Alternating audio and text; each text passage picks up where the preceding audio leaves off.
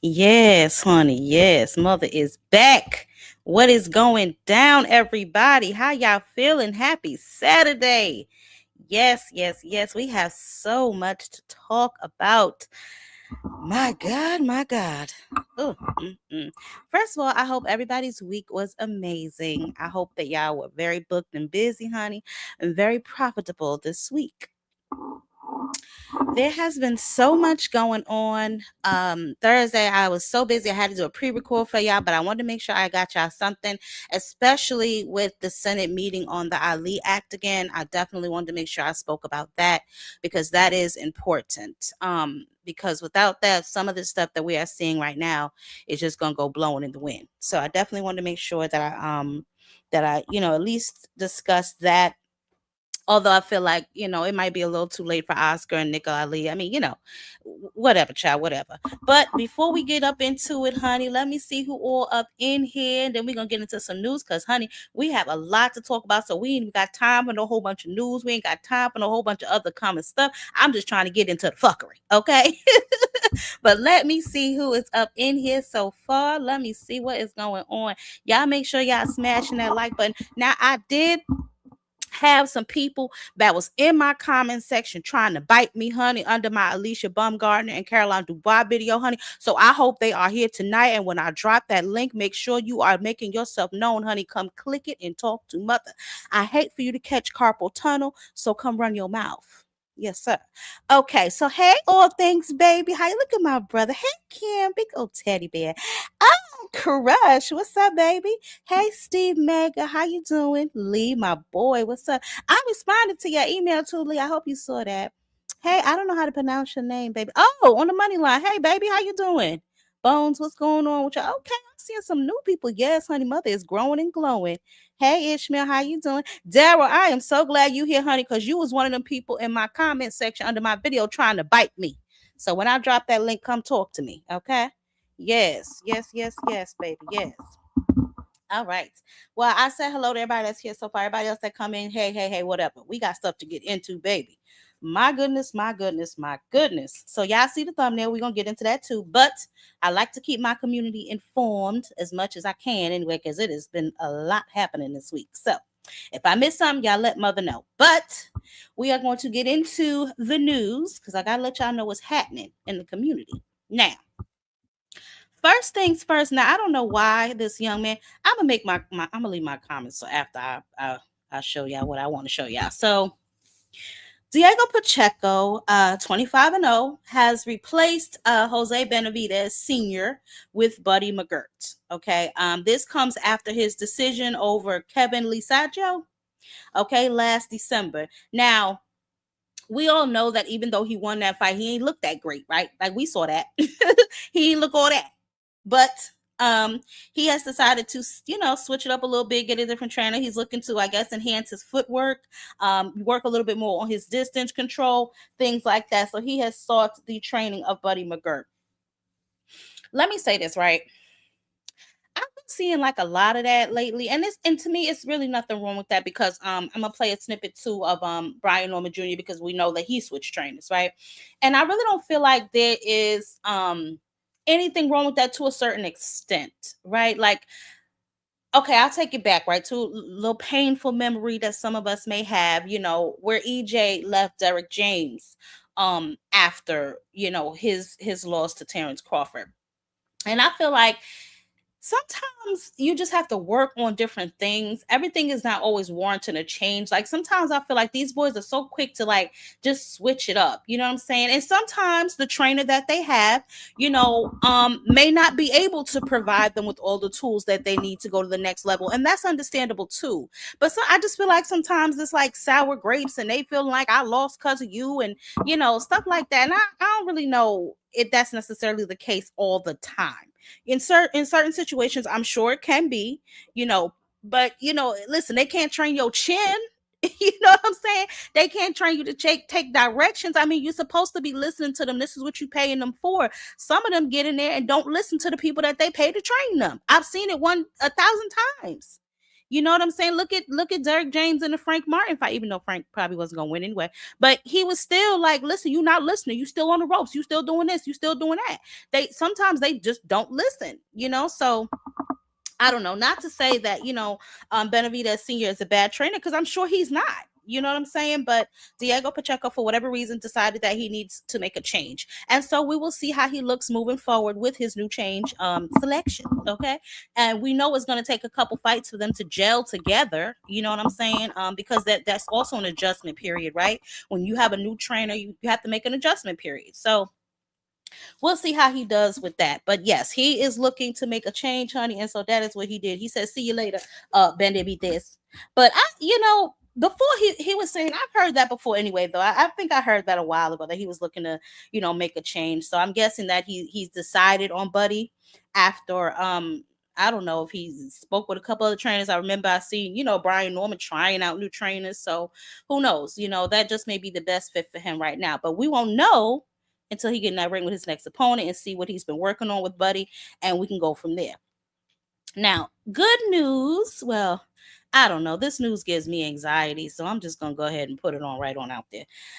We talked about this before. I did tell y'all this before, but we all know that, EJ has always been rumored to be coming back, and never this and never that. But it is so far, quote unquote, official for July 26th. He will be going in there with Tim Tszyu. This fight gives me anxiety for a few reasons, right? We know the last time we seen EJ in the ring was July in 2023. What was it, so 3 years ago, almost 3 years ago. And I don't know how he's gonna look. I don't know his confidence level, but we know, EJ, he's always, Mr. No Tune-ups, right? And I don't think Tim Tszyu is, I don't want to disrespect him. I don't think he's like, the baddest in the land, but I don't think he's a tune-up either. Not for somebody who's been inactive for 3 years. Tim Tszyu, this will be his second fight this year. Second or third? Wait, what did he fight? He fought December. So this will be maybe his second fight this year, because he just fought. So, this will be his second fight this year. So he's keeping active. He has been in some wars, yes. You know what I mean? But we don't know how EJ is going to look. That's the only reason I said it kind of gives me anxiety. I mean, I don't know. I don't know. Whatever.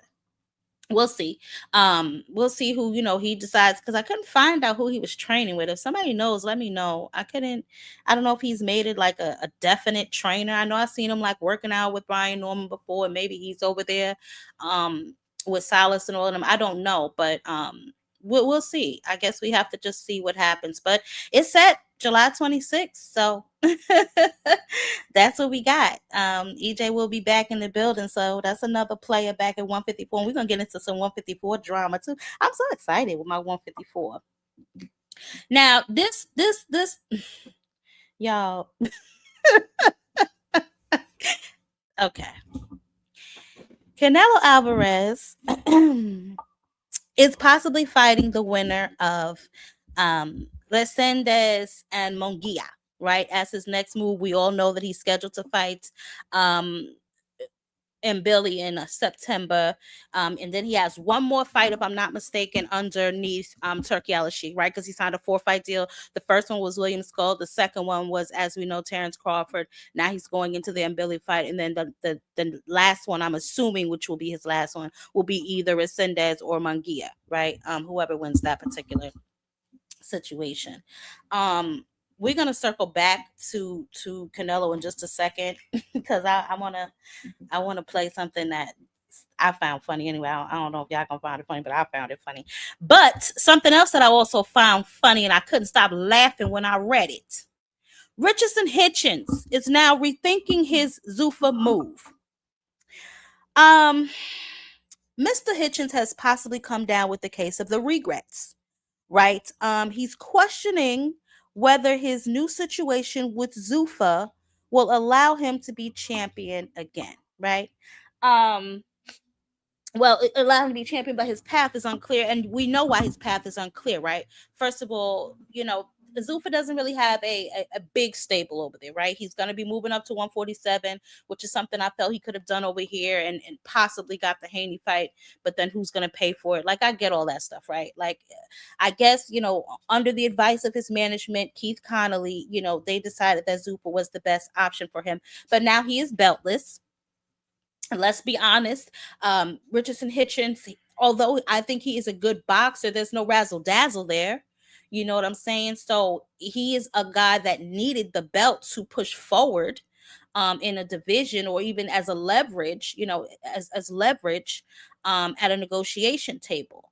So now, I don't want to say he's sitting there with egg on his face, but things look a little dim for your homie. You know what I'm saying? And I can't say that I'm crying for him either, because you saw what happened with Jai Opetaia when he went over there. He got stripped. Now you went over there. You done dropped your belt. You done got stripped. Whatever the case may be. This is pay attention, guys. This is the trend. You go over there, you have to drop the belts. The hardware that you work for, the hardware that you use for leverage when you go into some of these negotiation rooms, because you don't necessarily have that drawing power, that will be gone.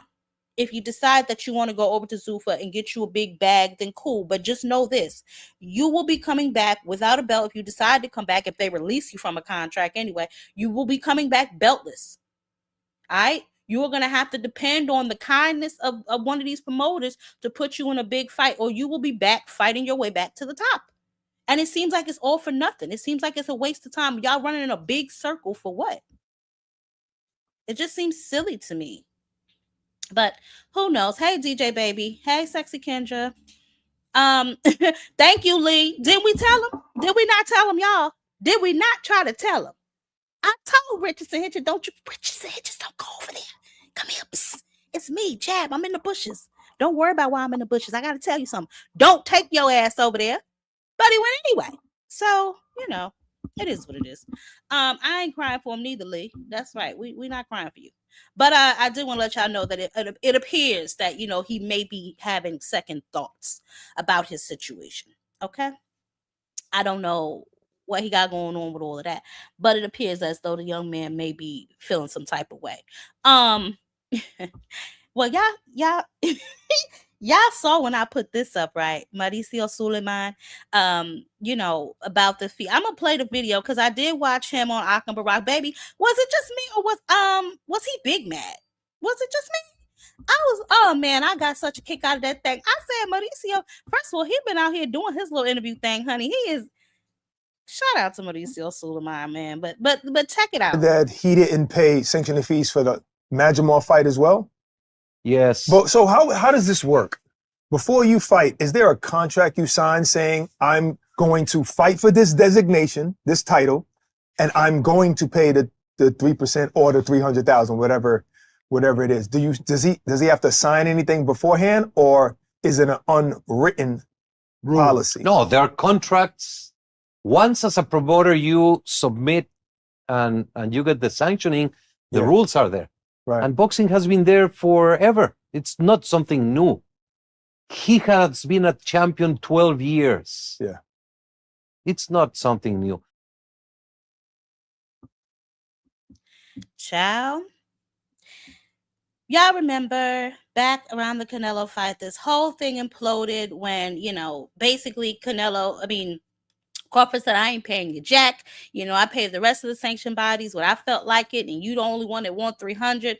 But, Suleiman said that was a bargain, and you knew this before you went into the situation. He also made mention of the fact that, well, wait, here we go. He was fighting for the undisputed recognition, the 4 belts that Canelo had fought. He had fought 12 years as a champion. Right. And they had the amount plenty of time before the fight. Why doesn't it come directly out of the purse? Do you guys ever negotiate that type of thing? We can't do that. You cannot do that. Can't do that. Right. So the fighter actually has to make the effort to do that. And Canelo has always complied as well? Yes. Everybody has complied. Right. As I said, Miguel Cotto, right, that was 8 years ago or more. Right. Through the WBC, he was able to get to fight Canelo. The biggest fight of his career as terms of money and exposure. Yeah. And he did not want to comply, so he lost the belt on the week of the fight. We sat down that same day. He knew he was fighting for the undisputed recognition, the 4 belts that Canelo had fought. He had fought 12 years as a champion. Right. And they had the amount, plenty of time before the fight. Why doesn't it come directly out of the purse? Do you guys ever negotiate that type of thing? We can't do that. You cannot do that. Can't do that. Right. So the fighter actually has to make the effort to do that. And Canelo has always complied as well? Yes. Everybody has complied. Right. Except Bud Crawford ass. Bud ran off on the plug. Lord help us all. And apparently he still ain't paid him because Mauricio Suleiman seemed big mad about that. I just thought that was hilarious. But we're gonna get a little bit more into that, a little bit, right? So that I just wanted to show y'all that he's still out here being petty. I'm talking about that 300K. He is not playing. Okay, let's see what else. Who is this? Oh, we're gonna get into this real deep in a little bit, but Bill, he's out here saying that he helped build Matchroom and all this other kind of his stuff. Child, we're gonna undress him in just a second. I just wanted to make sure I gave y'all some of the headline news. Now there are some fights on tonight. The local cards are the Jeter Promotions card where Scooter Davis is fighting again. That boy, he fight every other week. Love it. The boy is getting listen, I ain't mad at him. But Scooter Davis is headlining a card tonight, I believe, for Jeter Promotions in the DC area. So if you guys are down there, please make sure you guys are showing some love to some of the local fights as well, because they need our love and attention too. Krishan Rock is making her pro debut. I saw her weigh in yesterday. She made weight. She gave a really heartfelt story in her car saying how she was hungry and the concentration, and it's pretty much hard making weight and being a fighter. But she fights tonight at 8 p.m. on Rumble, I believe, but it is $30 pay-per-view, y'all. So I don't know if y'all will be watching it or just waiting for the highlights. But she does make her pro debut tonight. So if y'all can, make sure take a peek and just check out how she does. She's been working with Calvin and Kenny down there out of Upton Gym. So I have no doubt that she is just in the best of hands. So I'm excited to see what they do with her and how she's come along. I be watching her little workout clips and stuff. She be looking like she's really taking this seriously. So, and we know the girl can fight. We know, her background. So, but fighting and boxing are two different things. And so we're going to see, if they were able to at least instill enough technique in her to get her through her first bout, and then obviously keep working with her and developing her skills moving forward. So, but shout out to her for even, trying it out. For real, that takes courage. So good. Hey, Miss Joette, my girl, I feel safer already. Had the security is up in this building. DJ, you know what, DJ? You've been hanging around Black people too long. You have to learn how to behave. Okay, you have to learn. Y'all look at DJ. Why is he still crying? Ain't he crying? Oh my God! When I saw that, I couldn't believe it. And then I saw the clip first, and I was like, wait a minute, what is he talking about? And then, as I was looking to see any more clips, I happened to come across the article where it said he is out here still crying about this 300K baby. Yes, he is. Yes, he is. Mauricio Suleiman is not playing. Now, I don't know if he planned on taking it further than just crying online, but yeah, he ain't letting that go, honey. He is still, honey. Listen, petty as he want to be, petty as he wants to be, honey. Oh my goodness. Okay, so that's the news. The upcoming fight. Oh yeah, and Big Baby Miller is fighting again tonight, child. I don't think he found that to pay, but he is fighting. He is fighting tonight again as well. I believe this is a title eliminator for him too. So we're gonna see if this will reignite his career or if he need to go on and sit down somewhere. I did watch the weigh, and it looked like they both made weight. I posted it on the community page. They both made weight, so we're gonna see. We're gonna see what happens. And I think I seen what was that in here? Ring walk. Yeah, if you still here when I open up the panel, baby, because I want to know what you think of this fight. I know you pay a lot of attention to like the heavyweights and stuff, so I want to just get your take on it. Dr. Gabar said we need his money. Y'all terrible. But no, it is business, and you do have to pay. You know what I'm saying? We can talk about that a little later. Hey, Marshawn West, how you doing, baby? Hey, Ashley, how you doing? Oh, what's wrong, babe? Why are you over there? Miss Joette, check him for wires. You got to check him now, because he been over there in the jungle. You got to check him. I'm just kidding. So I peeked in over there. Honey, they got them some shirts. They over there doing voodoo. I don't know what they doing over there, honey. But when y'all come over here, child, just please shake it off before you come up in here. Hey, Vince, how you doing, baby? All right. So listen, now we're going to get into some shit. Right. Now, this is what I call pure D bodyguard mode, right? Like I should have been playing Whitney Houston's Bodyguard while I was watching this press conference, because baby, we're going to talk about this. We're going to talk about this, honey. Tonight is just a roadmap of chaos, right? First, we're going to break down the Shakur Shield, right? I'm going to give you the real backstory on Oshaque Foster and Raymond Ford, how this fight actually came to be, and the deal that Shakur made to keep his hands clean, right? Then we're going to move to Eddie Hearns versus Devin Haney. And I showed y'all what Bill said, but we're going to get into what Eddie said that really matters before we get to what Bill said, because we all know that's a bunch of poppycock any damn way, right? I'm going to tell you what exactly Eddie thinks of Devin's market value, which is similar to what some of us think of his market value, and why Zuffa Boxing is the real trap. We see they getting stripped when they go over there. They dropping their belts all for nothing. And then I want to talk about who is the real king of 154 pounds, baby. Because Jamel Charlo told me he coming back. Okay, he said he can really step back in the ring with the big dogs. And I want to see if he can still, Lions only with the rest of them. Okay, or has he lost his touch? We're gonna talk about him too, because I seen his little interview over there with Brian Custer hating on EJ. Nasty business, Charlo. Nasty business, baby. But I guess it's your opinion, so it doesn't really matter. But we're gonna get into some of these clips. But listen, the fight has been made. Hopefully it stays made. We talking about Foster versus Oshaque Foster versus Raymond Ford. Boy, the tongue and tying me to death. Ford versus Foster. Okay, we know what happened with this particular situation, but if y'all do not know exactly how this thing started, child. Well, the fight is May 30th in Houston, right? Now, on the surface, this looks like, a mandatory defense, just a regular old mandatory defense. Not so fast, right?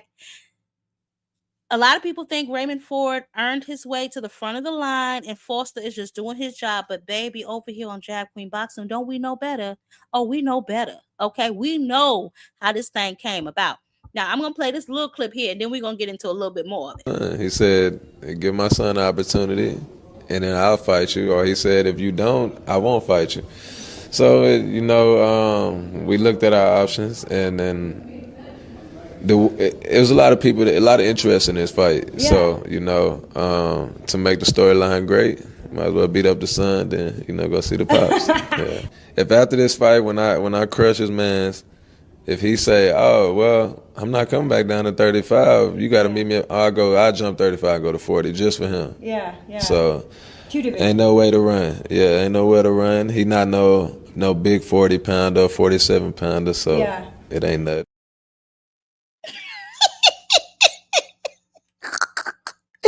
You think Oshaque Foster playing with that boy? Oh, you think he playing? Oshaque Foster is not playing. Oh my goodness. Okay. So the real backstory on this fight, right, started with Shakur. We know that, some of us anyway, but I'm just telling the story for the people who don't know, right? Shakur vacated the WBC, right, like it was hot cold, baby, right? In my opinion, because he really didn't want to fight Oshaque, right? They have sparred. This is Oshaque's story, not mine. They have sparred. Oshaque proclaims to have gotten the better of Shakur. Shakur I've really never even found anything concrete with him really speaking on it in detail. As far as I'm concerned, if somebody else has found it, please DM it to me, email it to me, because I can't find nothing with his boy is going into detail about the sparring the way that oshaque has gone into detail about the sparring. But if y'all can remember, at the last fight, they kind of got up in each other's face, and you know, Raymond Ford told him, you ain't getting to him. You know, and some of y'all may have seen my video, The Human Shield. He said you ain't getting him. You know, so Raymond Ford is the shield, right? Now Raymond Ford, he trains with Shakur's cousin. I think his name is Tare or something like that. I don't know. But he moves in the same like orbit, right? Like he moved from North to Houston with them. You know, Foster, I think yesterday, Shakur made that deal with him. Like, you fight him, then I, you know what I'm saying, give him an opportunity, and then I'll give you yours, right? So this is what he said to him. But prior to that, you know, it was, you know, Raymond Ford saying you ain't getting to him, right? And that's how that started back then. And then we had the press conference yesterday. It was some interesting things being said in the press conference. Now, I don't know about y'all, but I was confused at first, because before they moved the camera all the way past Raymond Ford, I was like, who is that third voice that I keep hearing on the stage? But now I see that that was Shakur's cousin, Tare, if that's how I'm pronouncing his name. And if I'm mispronouncing his name, I apologize. But I think that is who that was sitting on the stage. But let's just watch some of these clips. The energy, I loved the energy, you know, from oshaque. He means straight up business. Like, I don't think he's coming to play. I'm not saying that, you know, Raymond Ford is not a good boxer. You know, I gotta hold Jersey down a little bit, you know what I'm saying? But I just feel like Oshaque Foster's on a mission, right? And I feel like he is not letting anybody derail him from his mission. So let's watch some of these clips, honey, and just check out the energy. And then I want to kind of go into like the styles of the two fighters, not to make a prediction this early, but I just kind of want to analyze what it is that we might see on fight night. I seen you run from Rocky. Yeah, I hear this though. I seen you run from Rocky. It's pressure with me from the first round to the 12th. Run from Rocky. Don't do that. I'm telling you, I'm gonna put. I'm a show you know you're not gonna pressure. You ain't ready, bro. You know you're not like that. I see how you talking. You know that's not even your body. You not ready. You not gonna get in there and act crazy. Not ready. You not gonna get in there and act crazy. Everything you think you're gonna be ready for. You're not gonna get in there and act crazy. I'm gonna take everything from you, bro. I promise. He in there talking tough. I can't wait to show you. That's why I came up here smiling. You like, why you smiling so? I got them. I got you. No. You trying to smile because I'm happy, G. I got a home. Hey, once I turn up U of H, the sky's the limit. We can go Toyota Center, whatever. I got to do it to you first, though. That's why I'm excited. Like, what you mean? I run to smoke. I've been saying that. That's what you got to tell yourself. And so that is what he means by I got to do it to you first. I'm going to get the son, then I'm going to get the daddy. He is referring to Shakur Stevenson when he say, I'm going to get you first. Now, when somebody look, Enigma not here, I know he got a kick out of that. Okay, that's what's up. That's what's up. Yeah, that seems like it's going to be such an exciting fight. But okay, let's get back to this press conference. You doing all this talking? Your man's over there, y'all gonna be hurt. I swear to God, y'all gonna be hurt, bro. I told this to the last person. I'm not him, nigga. You gonna get the same treatment. Fuck is you talking about? You gonna get the same treatment. Talking about the last person. I'm not him. You ain't done shit in the sport talking like you woo. Man, I'm gonna show you, brother. It's levels. You're not gonna show nothing. You ain't ever been up here. I'm gonna show you, nothing. On me. Not gonna show nothing. Just make sure you pay your coaches after the fight. That's all. You tripping? What is you talking about, bro? You know exactly what I'm talking about. Make sure you pay them. Hey man, look, you mind your business. Don't go run from your coaches. What are you talking about? Don't be running from your coaches, man. Make sure you pay them after this ass whoop. Hey man, look. May 30th, the Jersey ass whooping is getting put down in Houston. Don't miss. Y'all better be careful. This might be your last shot, homie. You better get right. I already said you about to join TCF. I already said you about. They need help anyway. They getting spanked right now. Hey, they say a real champion don't become a champion till you defend your belt. You talking like you done some shit in the sport. You ain't even defend your title, bro. You lost it right out the rip. Everybody know I was drained. You came up to 130. Man, you came up to 130 talking all this big stuff, then go fight. And I've been trying to fight you since. You fought two guys. Bro, you fought 2 guys that wasn't even in the top 20. And then you talking about you want to fight me. Bro, you going to go to the smoke. If I'm going to 35, I'm not fighting fought no whoever kid, they man. brought to my table. I fought whoever they brought to my table. Stop. I fought whoever they brought to my table. You can push that narrative to everybody. Man, I fought whoever they brought to my table. That. You want to smile every time you see me. You friendly. Man, you said what? That, bro. You ain't like, I'm going to show you. I'm going to punish you. I promise. May 3rd, I'm going to punish you. I'm going to have you. You going to have to show your me. Daddy, everybody over there. You keep saying, can you stop? We going to look like your daddy. First of all, my nigga Oshaque came with the wapu bop. He said, you not like that. You ain't even fought nobody in the top 15. You come up here trying to take my belt. You lost your belt the minute you. When I tell you I was sitting here biting my nails watching still like, oh my goodness. Oh my goodness. I cannot wait to open up this daggone panel. I want to know what y'all think. Do y'all think that oh my God. I don't even know. In that contract, you know, we've been waiting. The time is now. But stop saying contract, bro. What? You had to sign a contract, right? Bro, you know how negotiations go, bro. Stop talking about contract. Why? What took you so long to fight me? You ain't at that level yet, bro. So when you get a contract, you just sign. What took you so long? Stop saying that, though, bro. What took you so long to fight me? What you mean? How took long? What you mean? You said this been personal for 2 years. Because you keep bringing up August. You said this been personal for 2 years. Didn't he just bring up August? Before I even got in we could have been fighting tomorrow. We could have been fighting tomorrow. What did he just bring up August? What you mean? Didn't I have a fight signed in August? Then your fight get canceled. Y'all called me 3 weeks. Man, hold on, bro. When did you have a fight signed? Didn't y'all call me 3 weeks before the fight? You wasn't fighting the same day. 8-week notice for tomorrow. You wasn't ready. Brother, y'all called me 3 weeks. Man, look, hold on. Hold on. Look, stop trying to push narratives. Did we give you 8 weeks for tomorrow? Did we give you 8 weeks? We could have fought tomorrow. You had an 8-week notice. I'm responding to you. Look, y'all called me 3 weeks. I don't know when they called you. Y'all called me 3 weeks ahead of time. Brother, I'm the champion. I'm going to go to Saudi in 3 weeks. Bro, come on, man. Stop playing. Y'all called Nova in 2 weeks. I gave him an 8-week camp. Stop comparing the fights. There's no comparison. We called you for 8 weeks for tomorrow. Damn. So basically what he's trying to say is y'all only gave that young man 2 weeks to train, similar to how I don't want to say Padley because that wasn't Shakur's fault, but around something of that nature, right? You only gave him 2 weeks. I gave him a full 8-week camp. Now, what I'm getting confused about is the young man. I believe that is Shakur's cousin. Why is he on the stage? Can somebody tell me that? I was just so confused watching the thing the whole time. Like, why is he on the stage? I know that I think that he's training now with them, with Shakur's camp. I believe he's training with the grandfather, if I'm not mistaken. And the cousin, I believe that's the cousin. But I don't understand, why is he on the stage? Why is he arguing with Oshaque Foster? Is he a boxer?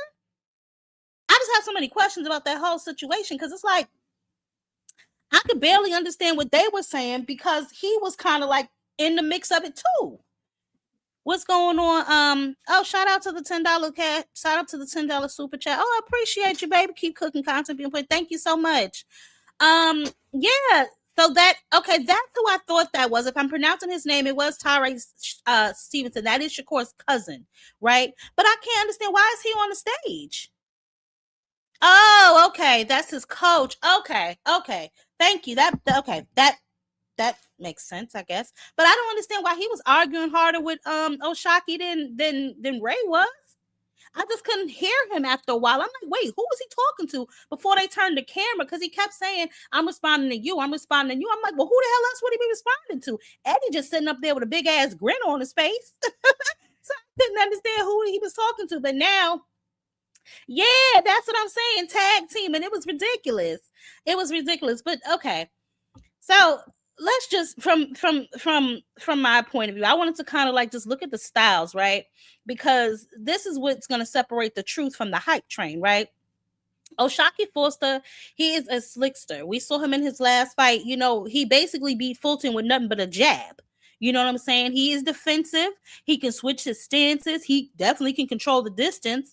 He looks longer than Raymond Ford, although they almost look about the same height. He looks a little longer, maybe because he's just a little slimmer. I don't know. Like I said, he's going to be able to control that distance with his jab. You know, he's kind of I don't know. When he's in his rhythm, he kind of like he's in his bag. Now, Raymond Ford, he is a technical boxer, yes, right? But he is coming up from 126, which he kind of looked like he should have been up there anyway. I don't think he doesn't have any knockouts. I don't think at like 130, right? He's trying to maybe outbox a master boxer who's kind of bigger. I don't know. It just seems like I don't know if he's ready for this. I mean, Oshaque basically was telling him like you've been fighting niggas in the top, you know what I'm saying, 20. So, you know, we're gonna see. Ford is basically, you know, going into hostile territory in this particular environment, right? I don't know. We're gonna see, but this is a fight that, you know, Raymond Ford has been calling for, so now you got it. You know what I'm saying? But to make sure you pay your coaches, that was wild to me. I guess he was saying that there's some sort of financial issues going on in Ford's camp. You don't say that to somebody unless you know what I'm saying, you know what's going on really in their business. So I don't know about all of that, but I don't know. I really don't know who's going to win this fight. I know it's going to be a damn good fight, and I can't wait to see it. I'm telling you that right now. But I will say this. I am going for Oshaque Foster, and one of the reasons that I'm going for Oshaque Foster is, for one, I think he earned it, right? I think he deserves it. I think Oshaque Foster is one of those guys who does things the right way, you know, fights who he's supposed to fight. You know, the one loss that he did suffer, he ran that right back. You know what I'm saying? He has true championship mentality. And also, I want to see him get his shot at Shakur. You know, win, lose, or draw. If he earned that shot, give it to him. You know what I'm saying? He's doing everything that you ask. Even when you put your little minion in his way, he like, fine, I'll fight him first as long as I get to fight you next. And I respect that. You know what I'm saying? And so he's keeping his word. Let's hope that Shakur keeps his.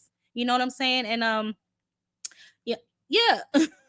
Call a Shakur Ford daddy. Listen, yo, he cracks me up every time he say that. I'm gonna get the son, then I'm gonna get the daddy. You heard him? Wait, where's that clip again? He told the lady that when she interviewed him, he said, I'm gonna get the son. He told me to fight the son, then I could fight the daddy. He said, give my son an opportunity, and then I'll fight you. Or he said, if you don't, I won't fight you. So, you know, we looked at our options, and then it was a lot of people, a lot of interest in this fight. Yeah. So, you know, to make the storyline great, might as well beat up the son, then, you know, go see the pops. Yeah. If after this fight, when I crush his mans, if he say, oh, well, I'm not coming back down to 35, you got to meet me, I'll jump 35, go to 40 just for him. Yeah. So, ain't no way to run. Yeah, ain't nowhere to run. He not no big 40-pounder, 47-pounder, so it ain't that.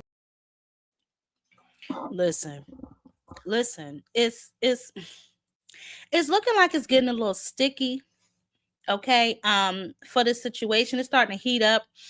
I suspect, I'm not gonna say that. I really hope that Shakur be a man of his word. You know what I'm saying? I'm just gonna say that. I'm not gonna say anything else about that because I don't know, how his integrity is, but I guess we're gonna find out. But I just hope that he keeps his word because Oshaque is keeping his, and he's earned his right. He had the fight. They gave him, what was that, the interim title they designed for him when he fought Fulton. But, you know, Shakur didn't want to fight him, so he dropped it and went back down to 130. But, you know, he's saying, listen, you don't want to come back down to 135. I'll come up to 140. It don't matter. I'll meet you where you at. You know, you got all them belts up there, 140. I'll come up there. Ain't no thing but a chicken wing. Listen. Oshaque Foster definitely represents what we want boxing to look like, right? The guys who are looking for the smoke actively, you know, not just talking out the side of their mouth, they're actually putting themselves in position to receive the smoke and give the smoke.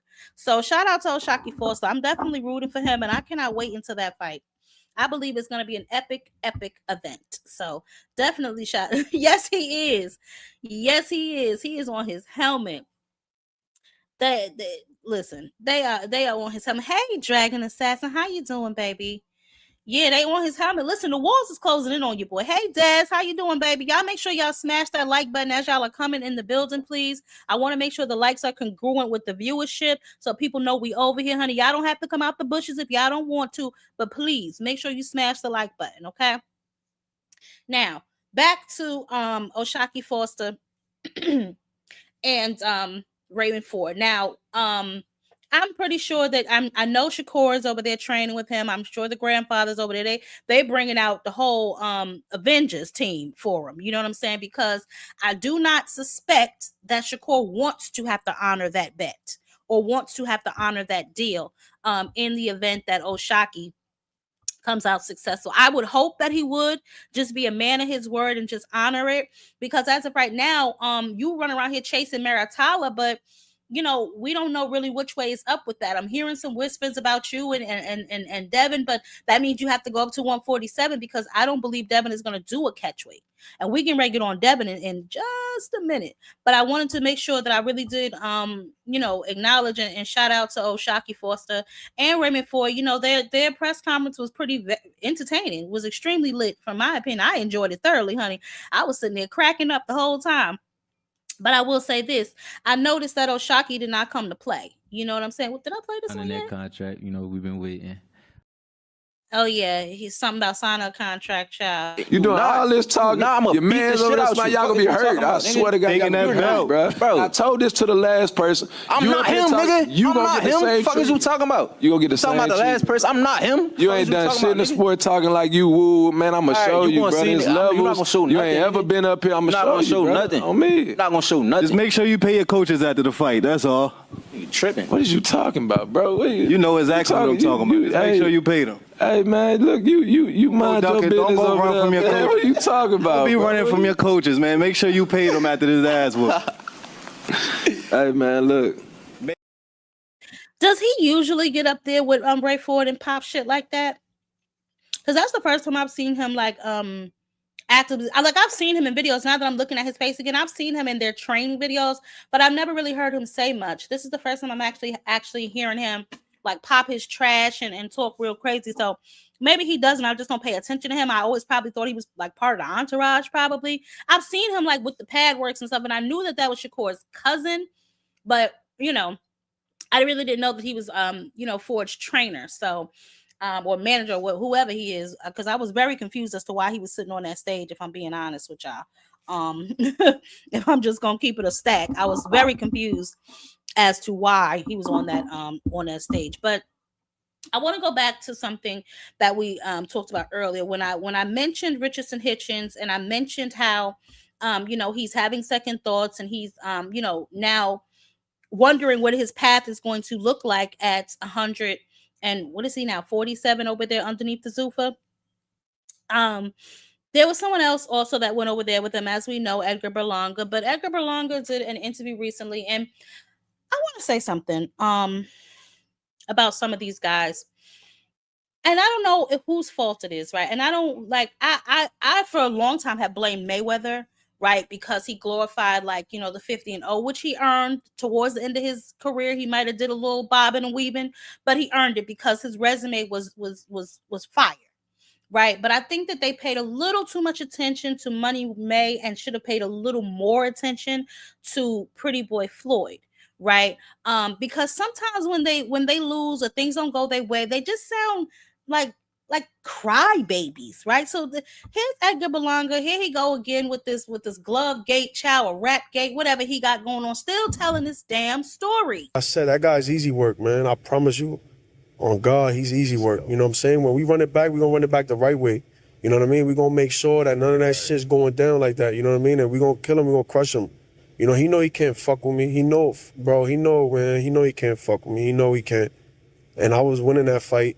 You know what I mean? And that's the type of shit people got to do. You know what I'm saying? To beat a nigga like me. We're gonna one more time, y'all. Just cause I want to make sure we listening to the same thing. So one more time. I said, that guy's easy work, man. I promise you.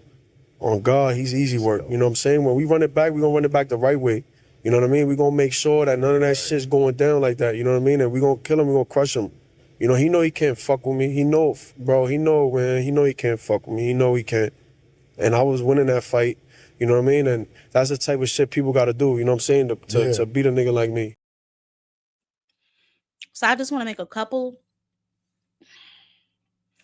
And let me say something. And I've said this before on several occasions. I like Edgar Berlanga. I like his energy. I like his pizzazz, right? He got that New York swag and all of that's cool. But I've always said that Edgar Berlanga appears to spend more time in the jewelry store than he does in the damn gym, right? And he went on to say that it's not him saying it, it's the people that were saying it and all this other kind of his stuff. You cannot call a man that knocked you out easy work. Okay, we're just not gonna do that. Like, listen, if you new over here to Jab Queen Boxing, baby, it is hashtag no lies will be told 2026. We're just not gonna do that, Edgar. Okay, I just can't let you do that, baby. You cannot call a man that knocked you out easy work. Okay, and then run around here crying about, a hand wrap that he didn't take off. This is the same man who went on a tour in Puerto Rico or had a parade after losing all 12 rounds to Canelo. I've said this before. I feel like Zuffa may be the place for Edgar Berlanga, right? Someone who's just basically after the money, doesn't really look like he's taking the sport too seriously, has never been a champion. I don't want to say I doubt he ever will be, because I don't want to do that, but he has to this day not been a champion thus far. I'll say that, right? But to go around on these podcasts basically slandering this man, listen, he beat you. That's just it. We're not gonna do this, okay? You was in them press conferences talking crazy. You was spraying the pow pow, acting all kind of foolish, fighting with Oscar, doing all kind of silly nonsense instead of focusing on the task ahead of you, right? So I think that Edgar Berlanga is also a prime example of somebody who was match made a little too long, without actually stepping it up in competition as he, progressed and as he continued to fight. His fight should have gotten a little tougher. Like, you shouldn't still be having first round knockouts, with all these fights. And then it's like, we don't see your skill level progressing. We don't see a tool bag, right? Like, so I just kind of wanted to dispel that, because I think it's nonsense and I think it's a waste of his time, and it doesn't make him look good. You know what I'm saying? It's not doing anything for his brand, running around here. Hey, Big Block, how you doing, baby? Running around here, telling people that he was cheated because somebody didn't take the hand wraps off. Like, stop crying. You got your butt whooped. If you want a rematch, then say you want a rematch. You know what I'm saying? Don't be running around here. That's like that Haney shit with the Osterine crap. Like, yo, just chill out with all of that. Either you're gonna fight him again or you're not. Like, we don't have time for the crybaby whiningness. You know what I'm saying? I find that very soft. You know what I'm saying? Oh, Enigma. Hey, I'm so glad you're here, baby. I'm gonna play the press conference again when I open up the panel so we can talk about it. I was watching like, I know Enigma is just a pig in ish right now, but we're gonna talk about it. But yeah, I was talking about Edgar Berlanga and his rat gate or whatever the hell you want to call it. He run around here talking about the boy, cheated him and stuff. Like, stop, Edgar, stop. Because when you got in trouble, was it the guy with the botched body job that looked like the one that just got out of prison? What was the one that Edgar Berlanga tried to bite when they was fighting and Edgar Berlanga was losing and he tried to bite him? Y'all remember that fight? So you can't say that. Like, stop, boo, stop. You looking bad out here. Don't do that. Stop doing that. That's nasty work. Stop doing that. But anyway, moving on from him. Oh yes, Brian Norman talks about his new trainer and the situation with his dad, and then we're gonna jump into Eddie. And a lot of fighters try to cop out and say this is the reason why this may happen, but no, I'm not gonna say my father's to blame for anything. Just gonna put it all on me once again. And I believe I did need a experienced coach, not necessarily saying my father wasn't doing what he was supposed to do. Of course, my pops was doing his thing, but also you got all these great fighters coming in and working with him, so he can give me a whole lot of game of what he actually seen in real life with not regular fighters, not even good fighters, but not even great fighters. I'm talking about legendary fighters. Right. So he just helping me out regarding that aspect of it.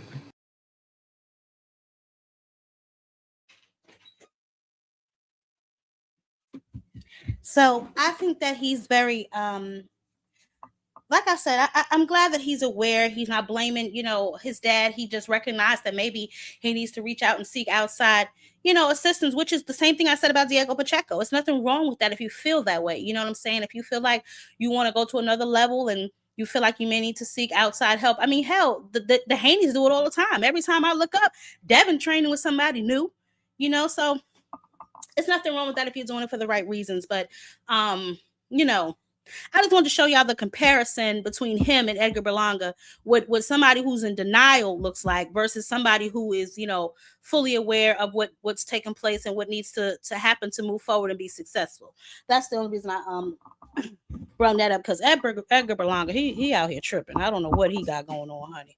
But shout out to Brian. I can't wait till he's coming back soon as well. I believe he has a fight the end of May. Where is my schedule? I think he has a fight in the end of May too.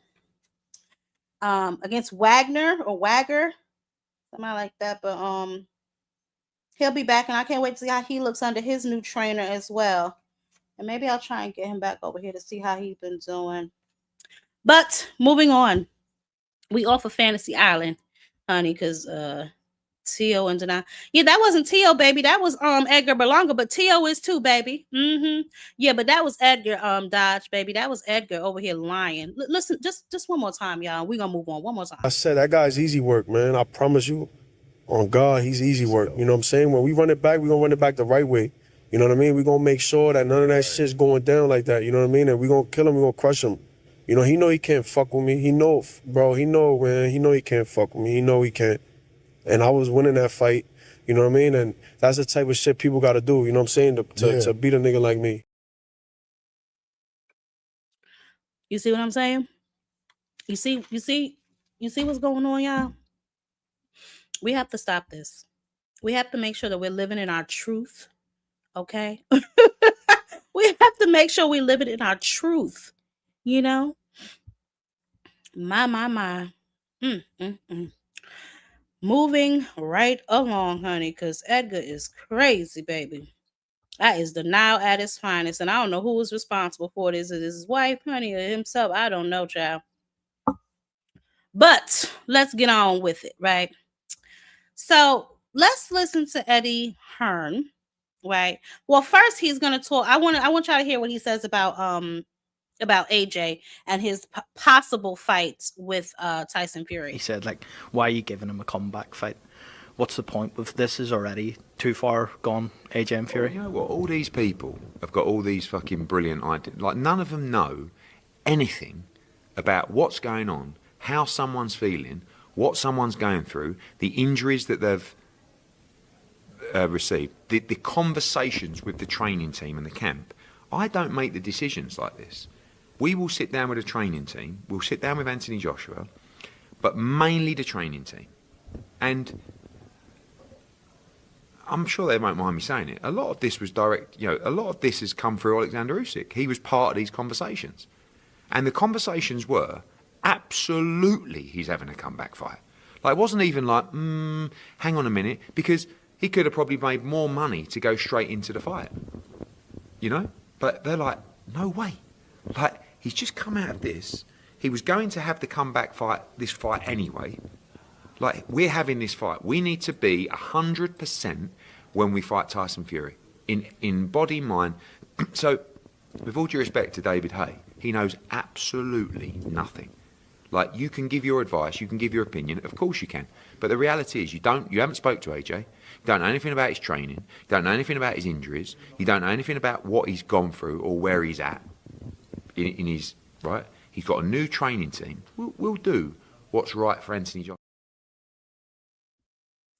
So that was the first part. Hold on, I think I got the second part. It's the fight to land. So it could even be in Saudi Arabia, for example. Could be in Timbuktu, mate. At the end of the day, myself and AJ, Tyson Fury, will have a contract where His Excellency is basically funding the fight. It's up to him where it is. Now, he also wants to make history. He's not going to put it in some random place. He wants this to deliver for the fans what it is, which is the biggest fight in the history of our country. So I'm hopeful the fight takes place in the UK, but I'm not paying the bills, so I can't give you that answer. So there's a lot to unpack with that, and then we're gonna move on to Devin, right? So obviously, what I'm starting to notice is there are a bunch of managers running around here, baby, like they are the fighters or the promoters or whatever they think they are, right? Like, Eddie has, been very vocal about his issues with Keith Connolly, and then we see him move Richardson Hitchens and Edgar Berlanga over to Zuffa. It seems now that this Derek guy or whoever he is on AJ's team is nosing around, putting his nose in the business of promotionals of the promoter. Now, he made some very interesting points, right?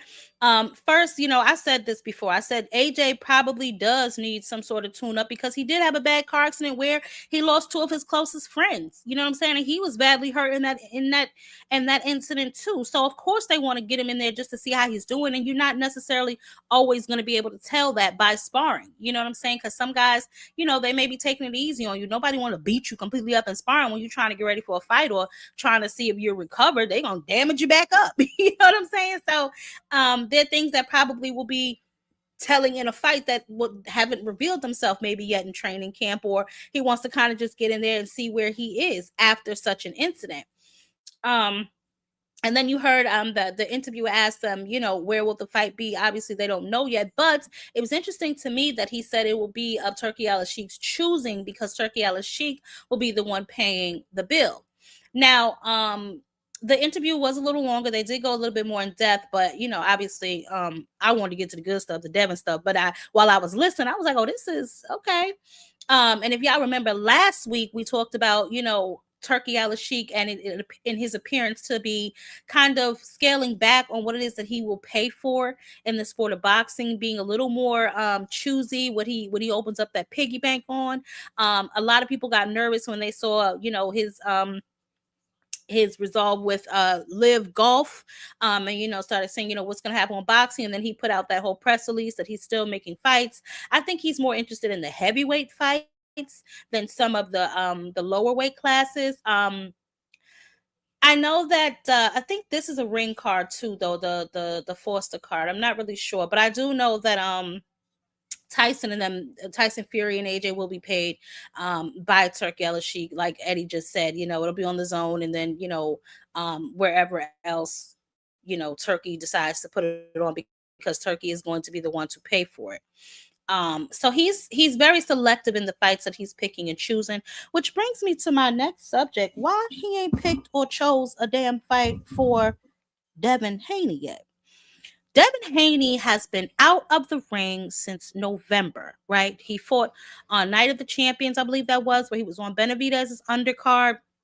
Prior to that, he was on Rolly Romero and Ryan Garcia's undercard last year when they fought in Times Square. So, it just appears. Okay. I said this in my pre-record that I dropped, that his market value is not what he thinks it is. And then it felt so reassuring when I heard Eddie Hearn basically say the same damn thing that I said. But let's listen to Eddie and see what he got to say. And then I'm going to touch on a few more things, and I'm opening it up because I want to know what y'all thought about the press conference. I want to know what y'all think about Eddie. And then we're going to get into 154-pound talk, because I want to know what y'all really think, because I seen Charlo with his little hating self, but we're going to get to him. Let's do Devin first, because he need help.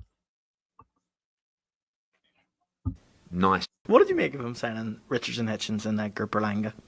That's all right. I think it's decent business. I mean, look, I think there's two sides to that. They weren't guys that were inundated with offers.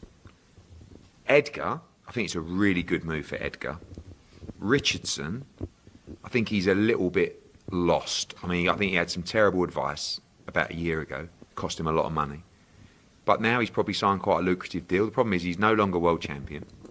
The world championship for him was kind of like the hook because he's a good fighter, not a huge draw. People will try and avoid him. Edgar's great. They're two good lads, but Edgar's like coming off a bad knockout defeat, and he's probably getting decent money. Good luck to him. I think I don't think they're game-changing signings, but they're decent fighters and they've got relatively good profiles. I think they're going to attack divisions. So like welterweight division, obviously. I mean, the rumours Haney's talking to him. Wouldn't be surprised if he goes. Have you spoke to him? No, because I can't do anything with Dev. Like, why? Because the money's not there, Con. Like, unless you need these guys, unless you're willing to lose a load of money in the process. You just can't. It's the same with Richardson. It's the same with Devin. I love Devin. We've talked, and if a fight made sense or a number made sense, but he wants crazy money, and so therefore you need someone that's desperate to overpay the marketplace, a bit like I did with him years ago. Yeah, but that's, I mean, you've already invested that money. Is it not worth your while to go back? No, because we're in a position now of we're number one. So we don't need to overpay crazy numbers to bring talent. Our talent roster's brilliant. And I just, like, if I signed Devin, I just don't know what I would do with him. Like, what would I do? Devin against the winner of Jack Catcher against Shakur Girsov. Okay, Devin's not interested in that. Devin just wants huge money. You could make the Ryan Garcia fight for him, though, with... No, I think, look, the Ryan Conor Ben fight was done ages ago. So that's there. Maybe Devin could fight the winner of that in time. But Devin's got to do what's right for Devin. He's another great guy.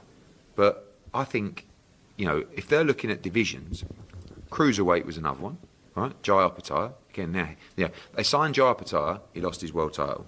They signed Richardson Hitchens, he lost his world title. So this is something for fighters to be aware of. But if you're in a position where you don't really care, because you're like, you've reached the point in your career where you're like, I've been a world champion, I just want the money, which is bang fair enough, by the way.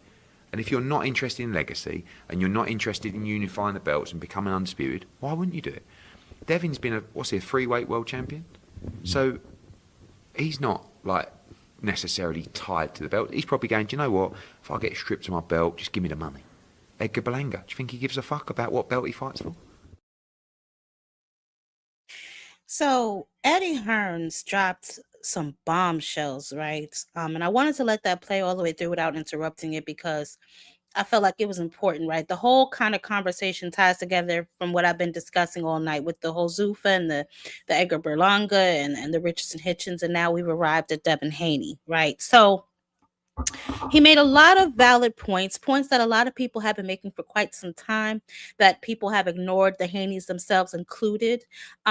If your most successful fight was breaking even with like a Lomachenko, you know, you didn't want to meet the 150K threshold with Teofimo Lopez, you know, and you've never, you know, pretty much done business with the PBC, and Rolly just pretty much exposed why, you know, that begs the question, is Zuffa going to be a good option for Devin Haney?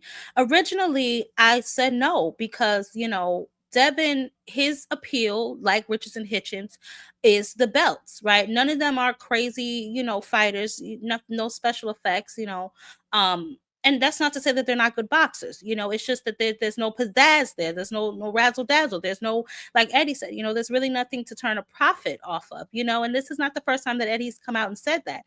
Even after the Sandor Martin purse bid failed, you know, he said, I don't want to lose $1 million. You know, it's just what it is. And for them to have their own promotional company, DHP, they're not putting on fights. It doesn't appear that they're even going 50-50, like Rolly said. You know, it appears that they just want the profit and they don't want to have to pay the bill. And that's not necessarily how everyone operates. People operate from a point of, you know, a return on investment. Anybody in business is always looking to get a return on their investment. And if you are not going to give them a return on their investment, you won't be an investment for long. That's just the way it is. And I feel like that is the trap that Devin Haney has found himself in yet again, right?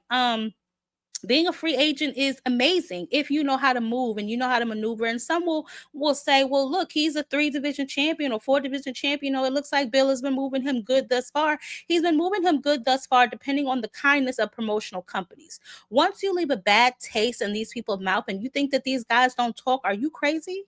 You know, they pay attention. Even if they don't talk, they paying attention. I'm always paying attention to what my ops is doing. You know what I'm saying? Because I need to know if they let you go, right? They didn't want to sign you or you didn't want to sign them and they ain't over here crying about you not coming back. Am I rushing to beat down your door?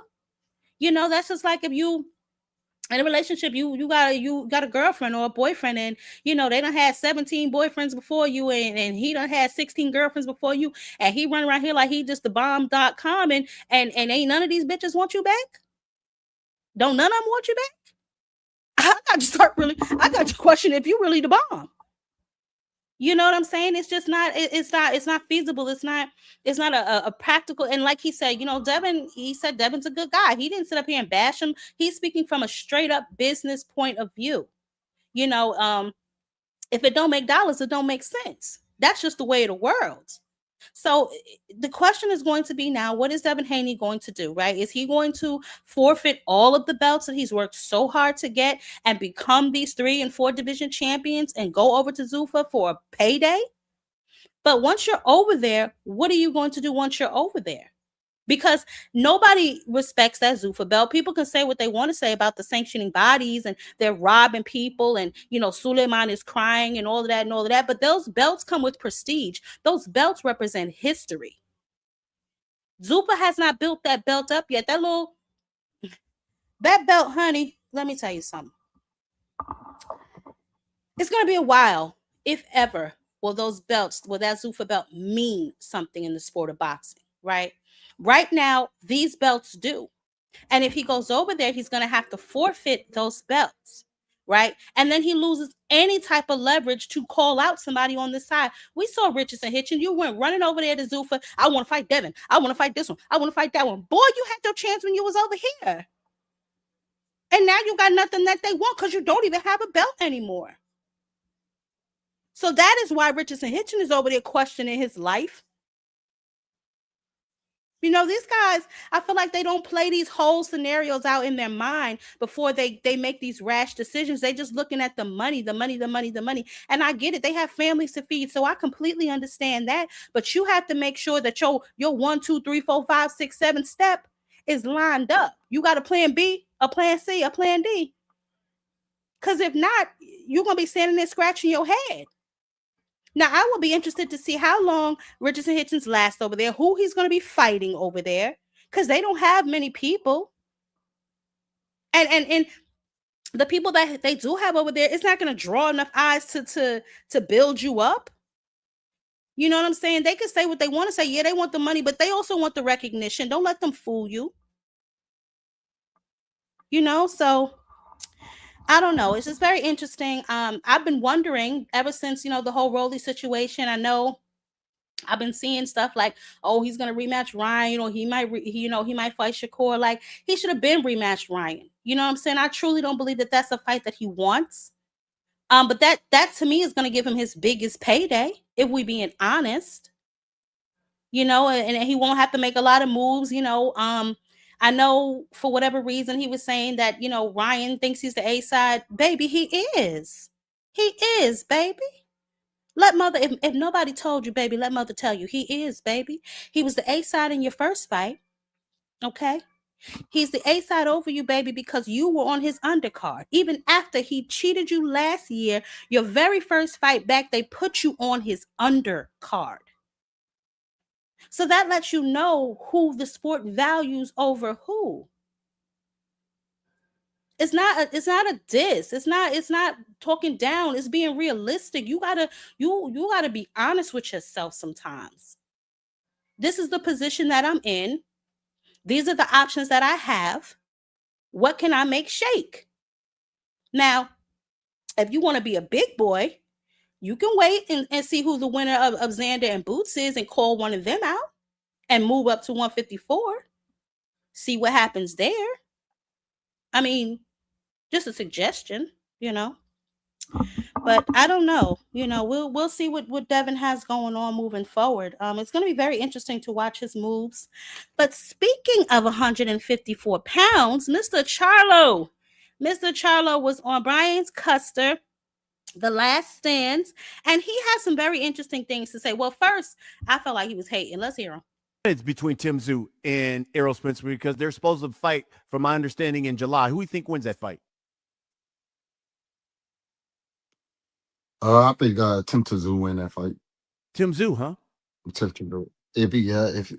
I mean, yeah. But Tim Tszyu gonna be he got a little of the defense. Earl gonna be coming in southpaw, just standing once, but he don't really move his head. And if he might start moving his head a little bit, Tim Tszyu moves his head. He throws some stone haymaker shots, all this shit haymakers. I watched the fight when he fought Tony Harrison and destroyed him. So when I'm just going by the styles make fights, and I'm just being realistic, I'm not hating on nobody. I don't care if he black, white, Mexican. I'm talking about it. Stylistic. This Australia, he going over there to Australia, and man. The odds ain't in his hands. I see Tim Tszyu winning this fight. I want to know how many of y'all agree with him. See, I told y'all, man, I'm scared to death. I'm scared. But you know what? I can't be scared for these grown men. You know, I don't know. We gonna see though. We gonna see come July, ain't we? We sure enough gonna see come July. Now let's take a listen to his future plans, and then I'm gonna give y'all my thoughts on that, and I'm gonna open up the panel for a minute. We'll go the Fundora route because we've been in talks with the Fundora, and we working on something right now with that, and I'm working on it with PBC them, and then as well as we've been in talks with the winner of Tim Tszyu and Earl Spence, and they both verbally, all of them three guys have agreed to fight me. So now behind doors, they working. Well, so we're gonna see. I would be interested in seeing that fight. I definitely would be interested in seeing him get in there and see what he can do with Fundora. You know, I'm not mad at that at all. I would definitely be interested to see what he could get in there and do with Boots.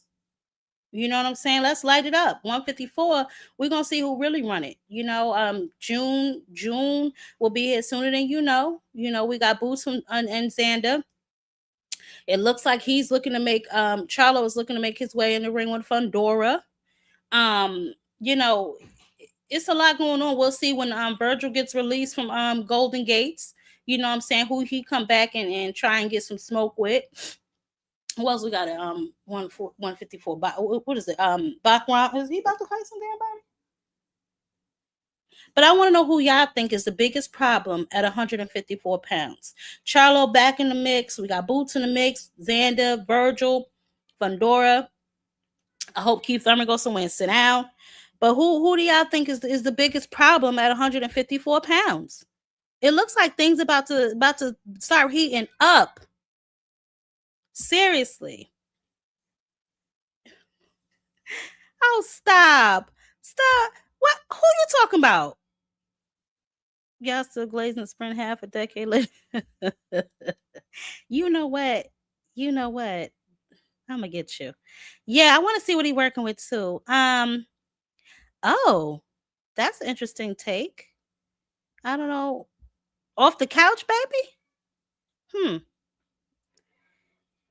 Yo, Lee. Lee, I was thinking the same thing. That's why you heard me before I even played it. I said, in my opinion, he hating. But that's exactly what it sounded like to me when I first heard it. Like, you hating. Stop. You hating. Yes, he did say that, DJ. Why is y'all judging him? He did say he was retired now. Last topic. Now I'm going to open up my panel because I want to know what the hell the problem is. Okay. I'm starting to see an issue. Why everybody got a problem with my Lee? Child, honey, they coming for your head, Lee girl. I don't know what is the issue, honey. Now I see Tiara Brown. I can't wait till her interview drops tomorrow. I'll probably do a video about that. I don't know if she's responding to Alicia's interview with Brian Custer, where Alicia said the reason she was fighting Bo Mi Shin is because she asked Tiara Brown for the fight and Tiara Brown declined it. I don't know if she's going to respond to that. I know it's been a lot of like petty little catty stuff going on. It's like they all ganging up on Alicia, and I don't understand why. It's nasty business. It's really very nasty work, guys. But I definitely do. I mean, women's boxing is starting to get a lot of attention, and I'm loving it. I can't even lie to y'all. It's very interesting to me to see, because I really didn't think, talking about it. That's why I was like, I don't know how often I should talk about it, because I know some of y'all are chauvinistic pigs. And don't really want to talk about the sport of women's boxing, but y'all seem to be heavily engaged. So shit, I love it. But yes, apparently Tiara Brown has a lot that she wants to say, and I'm interested because I've been a huge fan of hers as well. I was jumping up and down, honey, when she beat Sky Nicholson for them belts, honey. I was a kid in the candy store because I realized how hard she'd worked. You know what I'm saying? I think she was a cop before and all of that stuff. So I see how hard she's worked. And then, she was also on OTX. She landed on her feet over there with MVP, because Jake Paul is in charge of the girls. So it's just very interesting to me to see these women just glowing up and coming into their own and calling each other out and getting in there and squabbling up shit. I mean, I love it. I thought that Alicia Baumgardner's fight with Bo Jing was amazing. I don't know why so many people were displeased with it. I saw her using her angles. I saw her fighting behind her jab, honey. Did y'all see that? I forgot what round it was when she put her hands up like she was about to throw a 1-2 and then she hit her with the uppercut. I was like, ooh, that was smooth, Alicia. You know what I'm saying? She showed true dog in that fight. So I'm not really sure what everybody's problem is or why they hating, but they need to stop this mess. They got to stop this fast. I don't understand, why people think that by saying this fight needs to marinate, we're saying we don't want the fight. No, I absolutely want the fight. I don't know who's new here, baby, but mother, squabble up. I don't care. But I wanted to make sure there's something else for us to look forward to after that, right? Because we paying attention now to every little thing that they say, everything they do in the interviews. But if they fight, then what? Then who's going to hold our attention over there? You know what I'm saying? What's the next rivalry? It got to be something else bubbling behind that. If we're going to pop that bubble, we got to have another one behind it to keep us engaged, to keep us interested, to keep us watching. There's a couple of girls that are over there that I personally check for, but it's sporadic. You know what I'm saying? As opposed to over here. And it's not that many girls over there for y'all to be calling people ducks. It's ridiculous. What's going on, Crush? I can't hear you, baby. What up, Jack Queen? What's popping with you, love? You have to turn your background down. You have to I turn your just background did. down. I just did. Okay. I just turned it down, baby. What's happening with you? I hear you getting this Saturday cook on. I love when mama is cooking. I love when mama is cooking. Y'all smash the like button and stop hating and change y'all goddamn wet ass goddamn pull-ups, and I got moist meter pillows for y'all tonight. But listen, women boxing is turning up. I'm one of the very few guys that been talking about women boxing because a lot of guys is good, Crush. Right. Thank you. I'm one of the very few guys. What's wrong with that? Yeah, I'm one of the very few guys that be talking about women boxing because that's what I'm talking about, Crush. They emotional, because they. That's what I'm talking about. I can't watch no women boxing. I guess you can't watch them cheeks clap either. So I don't know what problem is. I can watch women fight all making freaking day. They fight harder than a woman. I'm just saying, Jack Queen, you know me, I'm Mr. Reality over here, not real. So yeah, I love it. But hey, everybody hates Chris. Hey, you must be doing something right if you got people disliking you. So we know the bomb with a little sexy mixed ass. I like to with some chopsticks, but we're gonna keep it fly. All right. Yes, please. I had to get you back, Jack Queen, because I had owed you Queen a couple other people. But that's okay. Y'all mind your business. All right. My partner's in iron in the building. Yeah, but hey man, listen. I don't the girl she can rumble. I want to see her get whatever she wants in whatever match.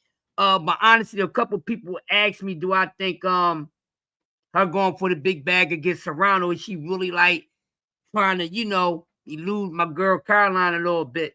Now, I won't say that because I never really seen her back down from anything. Not meaning it's not possible because anything is possible, but I don't think these women are going to do the same thing a lot of these dudes is doing. But they hating her. She looked better than a lot of people, Baumgardner and stuff like that, and she has it going on. She got more of the guys more thirsty now, out of the men that's already thirsty. They starting to look in the mirror and see that old chocolate delusion that they was talking about is smearing away, Jab Queen. Oh, yeah. So they really don't like it now. They got to change their taste buds, But, hey, she can go out making noise. Like, let's just say she does get these 2 fights first and she's victorious. Then she goes on and with Caroline. What could you say about that woman? What can you honestly say? Because I tell you one thing, her resume for his competition is stiffer than some others people. That's all I'm saying. Cause y'all keep on throwing all this greatness and that. I'm gonna give y'all motherfucking goddamn frisbee out here. Y'all just take words and just be throwing them around. I see a lot of y'all felt English. I understand. You glad? Hope you're lucky I wasn't your English teacher. You would have got expelled from school being an idiot. This person is great. It's this, that. I'm not trying to hear none of that shit. So she's proven. She's shown and proven on who she is because she's in the best area of boxing where where the logical competition is gonna come in at. Now way up in the sky, like over the rainbow, over the rainbow, somewhere in the sky where nobody the fuck at. So I don't know why everybody keep reaching for the sky, grabbing for something they can't grab, reaching for greatness. Greatness ain't even up there. The greatness is down there with them little short, slim, poom, fun size woman are at.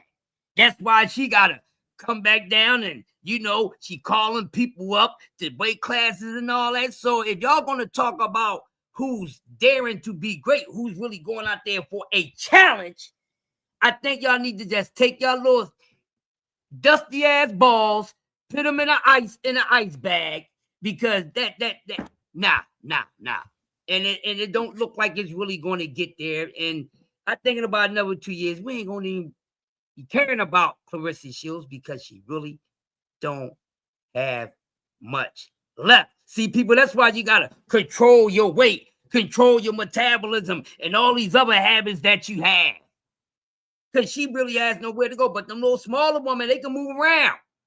They got a little more moving to do, but ain't nobody got no time to be going out. They body frame to go up somewhere where somebody ain't even naturally supposed to be there. Y'all make that make sense. It don't even make boxing sense. That's why she can't make money right now. That's why she's not marketable. And y'all talking all this greatness stuff. She about the greatest idiot that I ever seen that got a damn blessing. And this woman, with all these things that she gets, she's still lost in the sauce. She don't know who she is. She don't know who she want to be. It's all shout out Dragon's Assassin for the $1.99 in the super chat. I appreciate you, bro. Yeah, no, go ahead, Crush. Yeah, so it's all jacked up for her out here, and I don't give a damn what she does next, to be honest with you. She ain't fighting nobody that I want to see that's really gonna be a damn challenge. So I don't give a damn. She gonna keep on pulling people up out of goddamn plant roots and shit. Like, come on, we got to do something about this. Somebody's supposed to be great. Go ahead, Jack. Yeah, I wasn't even I don't really care nothing about no goddamn Clarissa. I was talking about Alicia. But back to one of the things that you said that I wanted to kind of touch on, right? So I know you said a lot of people are saying she's ducking Caroline Dubois, right? And I don't see it that way necessarily. I see her as looking for her great fights, right? Like Caroline Dubois, don't get me wrong, she's doing exactly what she should be doing, right? You're calling out big names, but guess what? She's a big name to you, but you're not one to her. So she's looking in front of her. She's not looking behind her. You know what I'm saying? She feels like she's earned her right to call out the Amanda Serranos and the Katie Taylors. She's put her resume together to be able to be like, listen, I am good enough to get these fights with these girls. I done put skin in the game. I started fighting 3-minute rounds. Amanda was fighting 3-minute rounds. I dropped my belt to fight 3-minute rounds. So she's locked in step. You know what I'm saying? And quiet as it's kept, she said that was one of the conditions with her signing with MVP. She wanted those fights. So Jake has to deliver at least one of those. I doubt it will be Katie Taylor, if I'm being honest. I don't think it'll be Katie. I think Katie's going to go out with maybe a soft touch in Ireland or something like that. You're going to have to turn your camera on, baby. I think that's what you call it. Yeah, that's being. Yeah, so I think she's going to go out maybe with a soft touch in Ireland. However, Amanda Serrano, what was good with that fight. And I don't blame her. I don't blame Caroline either. I'm just saying, me personally, I want to see Alicia get her just due first before you get yours, because she's earned it. You just came over here flapping at your mouth all loud, which is nothing wrong with that. You want to call out who you think is a big dog. Cool. That's what you're supposed to do. But you also can't be mad if she ignores you. She's focused on her future. Right. You made a great point with that. And let me add this before the brothers get in. That's an act of stubbornness from Caroline Dubois. Because I think if the shoe was on the other foot, you want to take care of your business, what you plan to do first before somebody came around, just blew in from the wind. I agree with that 1,000%. But Sweet Caroline got some other things that she can be doing right now instead of trying to chase Baumgardner down. And I agree with that 1,000%. So let Baum go do what she need to do because she had that set. You're a big fighter, but she's not a big, and I feel where she's coming from. So in order for Caroline to be looked at as a big fight to Alicia, the only thing Alicia want the girl to do, I go finish the rest of that. You knock them other two off, whatever you gotta do to become undisputed, ain't nothing else for you to do. Then you can see me. The money will be up and all that. So I do agree with that. Yeah. From a business standpoint, because it looked like the women know how to manage their business better than these soft ass, moist meat ass men that can't get no business off the goddamn ground, and I pass. All right, but you didn't. Oh, I guess we can go back around about the Devin and everything else. But what's going on, Cam? What's up, bro? What's popping, my sister? What's popping? How you feeling, sis? I'm feeling great. How you doing? I'm doing good, sis. I'm doing good. Been staring at these boys' helmets all week, As you should. Doing what we do, what I'm saying? What we do best, twin, you know what I'm saying? Stepping on these boys out here, you know what I'm saying? Big boots out here stepping, you know what I mean? But yeah, man, Alicia's getting a lot of hate out here. I'm seeing out here now too, man. It's musty. It's nasty. The Tierra Brown one it's real interesting for us. Tierra Brown, like she just came out of the woodworks, like waiting on Alicia. Well, actually, she made a comment. What show was she on? She was on somebody. She did like a smaller podcast. I saw the clip of it on IG where she said something like about that I thought was about Alicia, because she didn't say her name, but I thought that it was about. I was like, was that a dig at Alicia? Yeah, she was sneak dissing. The only thing I could think of is when Alicia said I offered her the fight before I offered to Bo Min Ching, and she turned it down. And I was waiting for her to speak out after that, but I guess she, decided to do it in her time. And whatever. So I guess that's what's gonna happen tomorrow. But I can't wait to see that interview because I can't fathom that Alicia could have done something wrong to you. She offered you a fight, you declined it. That's cool. She didn't say you were ducking. She didn't even harp on it. She just explained how she arrived at Bo Mi Ching. Right, absolutely, sis. Like Alicia didn't mention it. She did mention it. Like, yeah, we offered Tierra Brown a fight. She declined it. We moved on. Yeah, and that's what it was. So I'm real interested with Tierra Brown as far as this interview that she has coming up tomorrow, because I want to hear what she says, because I did see her throw a little subliminal diss to Alicia on Twitter yesterday, and I'm like, oh man, and then I forgot, my dumb ass forgot to screenshot it. I'm like, I'm using, I'm screenshot king. I'm usually screenshotting right away. I forgot to screenshot it, but then I seen her got the interview. I'm like, oh, okay, then we gonna have some more content about this then. So I'm interested with this situation with Tierra Brown. What is she gonna say as far as this interview she got tomorrow? And as far as Caroline, I mean, I know a lot of people putting this narrative out there talking about Alicia's ducking Caroline. I don't believe Alicia is ducking Caroline, not one bit. Everybody know I've been speaking about it on my channel for us, Kansas Network, talking about, Caroline, Alicia, MVP is marinating that fight before our eyes, right, in 4K. You know what I mean? They're marinating that it's fight. Obvious. Fighting each other's opponents. Exactly, fighting each other's opponents. Yes, that's how you do it, brother. That's how you do it. You gotta read the room on it. They have to understand what's really going on. It's being marinated. That's why I said, not too fast. It's not ready yet. Because for one, it's hard to get a lot of guys to pay attention to women's boxing. I'm learning that the guys that I surround myself, my men, honey, they are of the thing that they like to see women's boxing too. But the majority, the masses, aren't really that interested, right? But with this drama, they're getting interested. So why would you go ahead and take the drama off their plate and now they're not interested anymore? Because there's nothing else going on. You know what I'm saying? As far as like where it's like rivalries and vendettas and stuff like that. It's nothing else that's going to keep us glued to that. You know what I'm saying? That part of the sport. And I want the women to continue to keep the eyes because they deserve it. They've earned it. They fight too. But for whatever reason, it has to be something extra to keep people entertained. And if I feel like we take that entertainment away right away, there'll be nothing else to keep them entertained. And not for nothing, although, I believe Caroline Dubois can fight. Like, make no mistake about it. She can fight. And I can't wait for that fight. I cannot wait to see how they match up. However, Caroline Dubois, she gets a little gassed and she's still only fighting 2-minute rounds. You know what I'm saying? She has some things that she can work on. She's not a complete fighter just yet, but I found it extremely interesting that when she sat down with Brian Custer, she said this fight needs to happen almost immediately because she's moving up to 140. Girl, that's your timeline. That's not Alicia's. What is with these fighters over 25 still talking about they growing? What am I missing? Yeah. What the hell am I missing? That's nasty work. I didn't even watch that full interview. That's crazy right there. I might have to cook on that. That's nasty work right there. I ain't hear her talking about the 140 shit. She just said that on Ariel Helwani when she was over there the other day. She said, this fight needs to happen soon because, I'm moving up to I'll be at 140 soon. I'm still growing. Wow. Can you hear me? Now it's starting to make a little bit more sense. Okay. Now it's making hold on. Let me just respond to my. I've been saying it as well.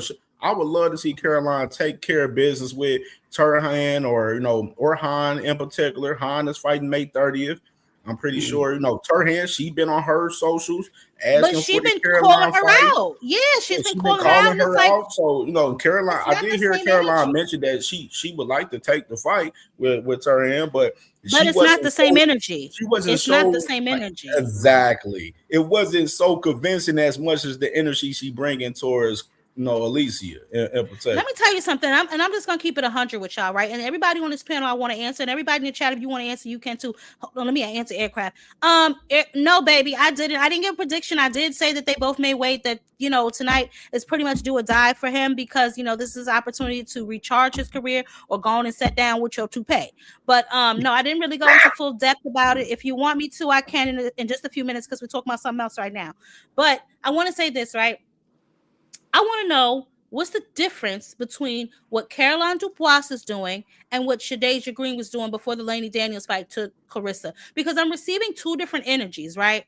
I'm getting, Alicia's ducking Caroline, but then it's like, Shadeja's clout chasing. Like, they're doing the same thing. Yeah. Absolutely. I'll tell you what the difference is. Let's keep it 100. The difference is y'all think that Caroline can beat AB, and not a lot of people think that Shadeja can beat Clarissa. So that's why one you'll call a clout chase and the other you'll say is duck and smoke. But here's the reality of the situation, right? Although we can think what we think, we won't know until the last bell of the goddamn fight. I didn't see Lainey Daniels stopping Shadeja.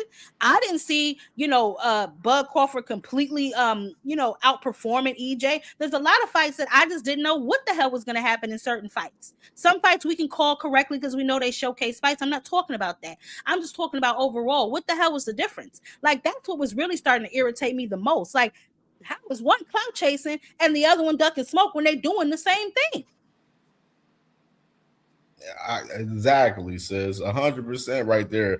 And people gave a lot of flack towards Shadeja for it, and Shadeja was never disrespectful towards Clarissa as far as the fight, as far as trying to ask for the fight in particular. And as far as Caroline and Alicia, I feel like, yes, I don't like Alicia how she's downplaying the fight a little bit. I think she downplaying the fight a little bit too much.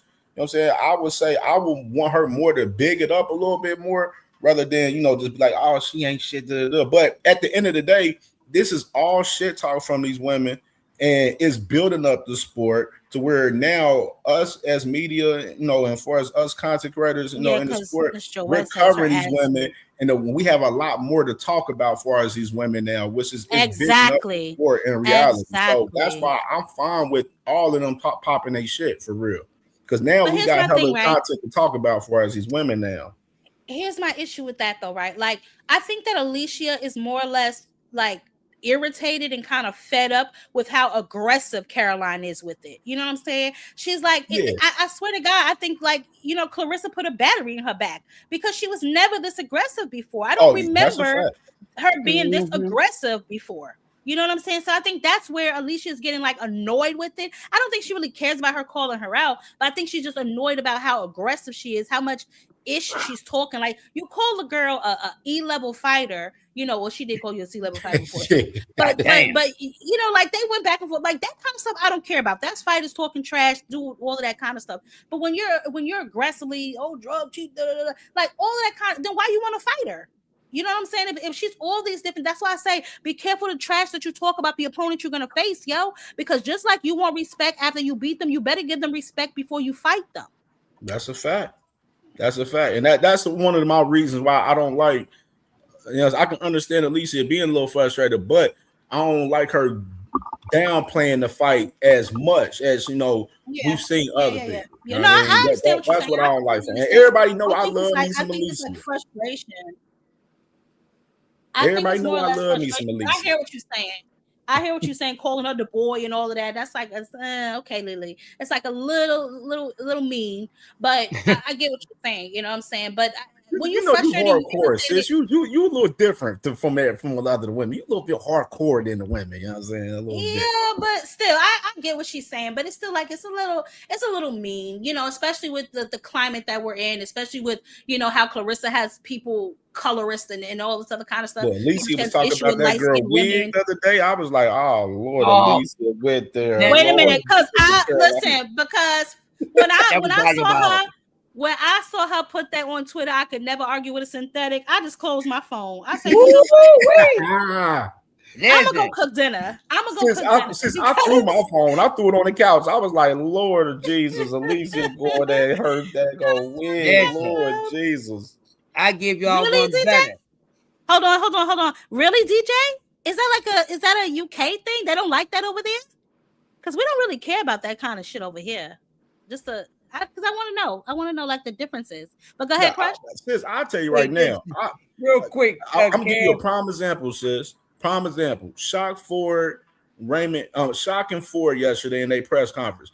That's what we love in boxing. The shit talking two fighters that don't like each other, you know what I'm saying? And they selling the fight, letting it be known they gonna come in this bitch and throw everything on the line, you know what I mean, for sure. And they popping their shit, selling the fight. Like that's American. That's what my God. Yo, let me so we're gonna do this. We're gonna do this one more goddamn time. Because when I tell you I was hyped. You doing all this talking? Nah, I'm your man's over there, y'all gonna be hurt. I swear to God, y'all gonna be hurt, bro. I told this to the last person. I'm not him, nigga. You gonna get the same. Fuck is you talking about? You gonna get the same. Talking about the last person. I'm not him. You ain't done shit in the sport talking like you woo, man. I'm gonna show you, bro. There's levels. You ain't ever been up here. I'm gonna show you nothing on me. Not gonna show nothing. Just make sure you pay your coaches after the fight. That's all. You tripping? What is you talking about, bro? You know exactly what I'm talking about. Just make sure you pay them. Hey man, look, you mind your business. Don't go run from your coaches. What are you talking about? Don't be running from your coaches, man. Make sure you pay them after this ass whoop. Hey man, look. May 30th, the Jersey ass whooping is getting put down in Houston. Don't miss. Y'all better be careful. This might be your last shot, homie. You better get right. I already said you about to join TCF. I already said they need help anyway. They getting spanked right now. Hey, they say a real champion don't become a champion till you defend your belt. You talking like you done some shit in the sport. You ain't even defend your title, bro. You lost it right out the rip. Everybody know I was dream. You came up to 130. Man, you came up to 130 talking all this big stuff, then go and fight. I've been trying to fight you since. You fought two guys. Bro, you fought two guys that wasn't even in the top 20.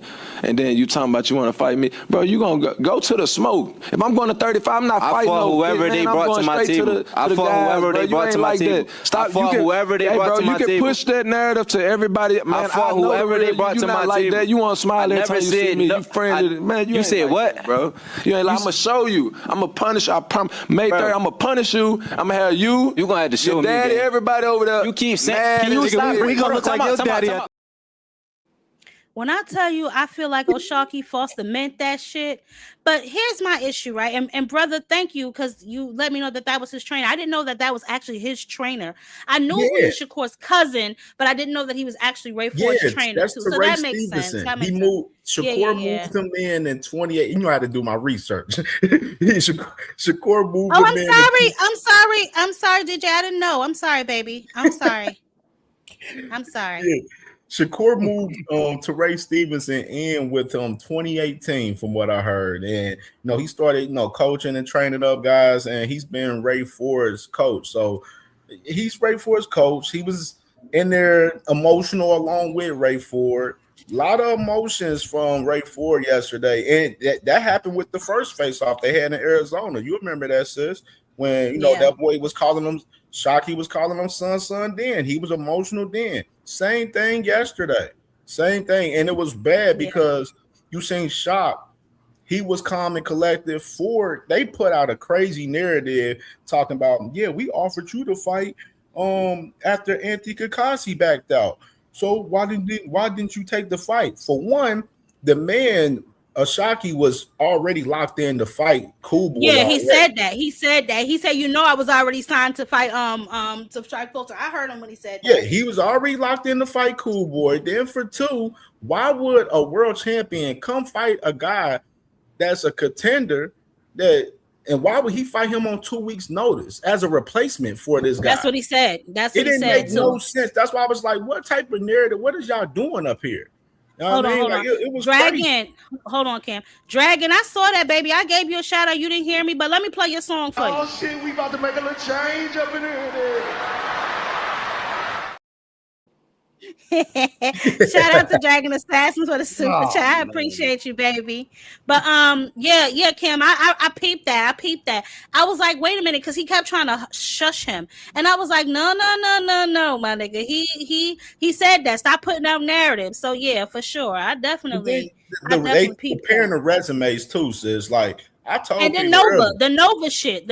He gave resumes don't even measure up. Like Shock is way more battle tested than Ray Ford. Ray Ford, you know what I'm saying? He had that fight at 126 when he won the title against Komatov, and then after that, but he lost it the next fight, didn't he? Lost it the next fight to Nick Ball, and right before he fought Nick Ball, he put out that narrative talking about, oh man, I might need to move up to 130. So he started giving us a built-in excuse right before that Nick Ball fight. Like he just said that I was drained. And he says that I was drained. So he gives that excuse. So that gives me not much confidence if he's willing to give us a built-in narrative before a fight. I'm not confident in Ray Ford in this fight. He gives me no confidence. What's going on, Bean baby? How you doing? You've been quiet. I've been all right. How about you? I've been all right. What you got for the panel? Hey, what's going on, Cam J and everybody else on the panel? I guess I got the mixed emotions with the Caroline Dubois and Alicia Baumgardner. I mean, to your point, Jab Queen and Cam J, and also Ohio Runs Boxing. He was saying how technically you ain't ducking somebody when you ain't in the same weight class. You know what I'm saying? Hello. Yeah. Hello. So Alicia at 130. Dubois at 35. So hopefully she'll fight Turhan and the other lady that's or who was that? Holly Holmes is gonna be fighting that cop, the lady that was a law enforcement, the rematch or whatever. Can't think of her name. Stephanie Hahn. Yeah, Stephanie Hahn or whatever. But basically, I guess my feeling on it is like Cam J was saying, I feel him. Like I ain't feeling the fact that you want to downplay Caroline Dubois. If anything, you want to make it seem like she the shit because when you beat her, that's going to make you look better. Yo, that's the thing, right? Like, I don't think, and I understand what y'all saying because I know what y'all are talking about. I know exactly some of the phrases y'all referring to and stuff like that. I don't think it's necessarily that. I think she's frustrated with the aggression of how Caroline Dubois is coming, right? Like, because Caroline Dubois, from what I can find anyway, they started talking out the side of her neck for no reason. I mean, it's a way to ask for a fight without just disrespecting me and acting all crazy. Like, yes, that's probably gonna make me want to whoop your ass even more. But still, at a certain point, it's like, yo, chill out with that. Right. And like to what you're saying, it's kind of like I don't know, maybe I'm looking at it a different way, and y'all can tell me if you agree or disagree. But like the way David Benavidez used to say, he was at Canelo's neck or whatever all the time. And then he went on mass interview saying Canelo don't want to smoke, and Canelo want to say he don't want to fight me because I disrespect him and I talk too much. But it's like if I talk too much, come and shut me up.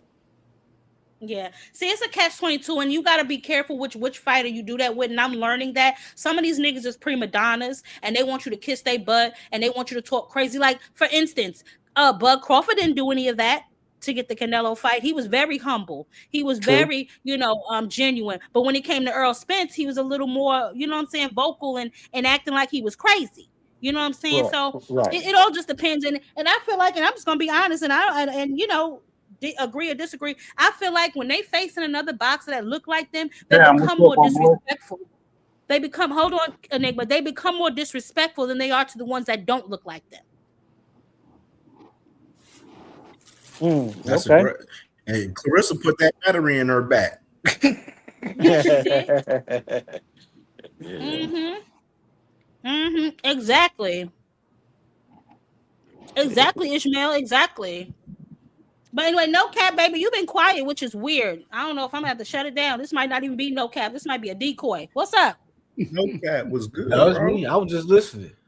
Okay, what you got for the show, baby? You just got here. We talked about Devin not being able to sell. I know you want to talk about that. We talked about the press conference. I'm gonna see what else we talked about. Oh, we talked about Richard Hitchens having to change your mind. He moving. He part of this. He moving into the Zuffa Project homes with the rest of the niggas. The Zuffa Project. You know what I'm saying? Projects is that's the graveyard for these niggas that can't sell. They got to move to the Zuffa Project building. Hey, no cap. Is that the high rise? They the high rises? Hell no. This is why I fuck with no cap. No, right hold there. up. No cap. They had to move. Oh my God. Stringer had to send them niggas back down to the bottom.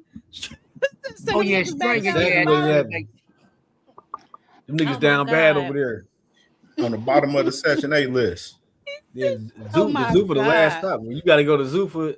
It's all bad, dog. No, but okay. So no cap. I know you just got here, but I don't know if you watched the interview where Eddie Hearns was basically saying he doesn't make any money off of Devin Haney. You know what I'm saying? So he won't be able to employ him. So that begs the where is Devin going to go? What is his next move? We saw Rolly pretty much blast them out about how DHP didn't want to go 50-50. They want the profit. They don't want the bill. You know what I'm saying? So this is the problem that they're running into. And then, Bill, he tried to spin a narrative. He calls out Eddie Hearn. The loyalty was never reciprocated, all this other kind of crap. But, I'm reading the article. I was like, why they got to be loyal to you? You was not loyal to them. And the problem started when your son started mouthing off to Eddie Hearn because Eddie Hearn didn't get him a free ticket to the Conor Ben fight. And what fight was that? Can I say something about that real quick, sis? Sure.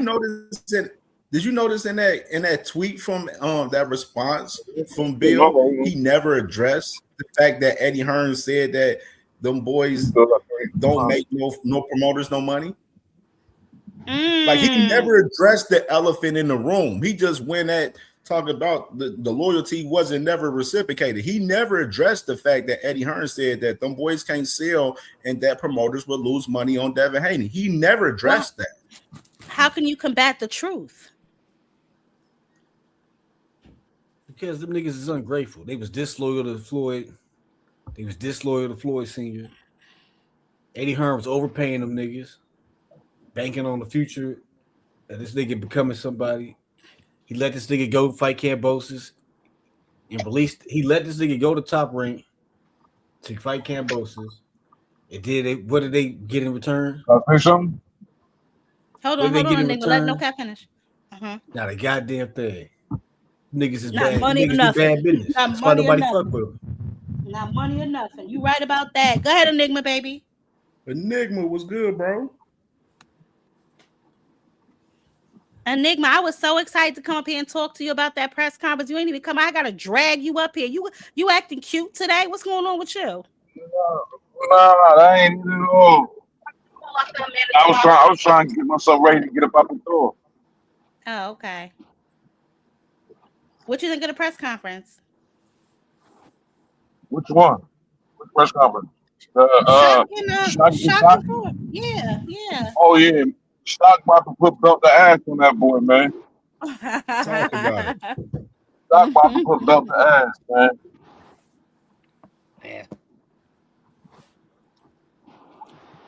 Yeah, I don't like Raymond Ford no more. Why you don't like him no more? Why you don't like him no more? You know, I like Coach Anthony. I think he's a good coach. But I don't like Raymond Ford. You know, I don't like. Why? Because they go over there on some. He part of the Decepticons. You know, that nigga Terrence Crawford, Megatron.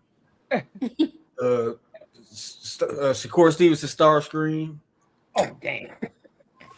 And that nigga Keyshawn, the nigga that was the tape deck.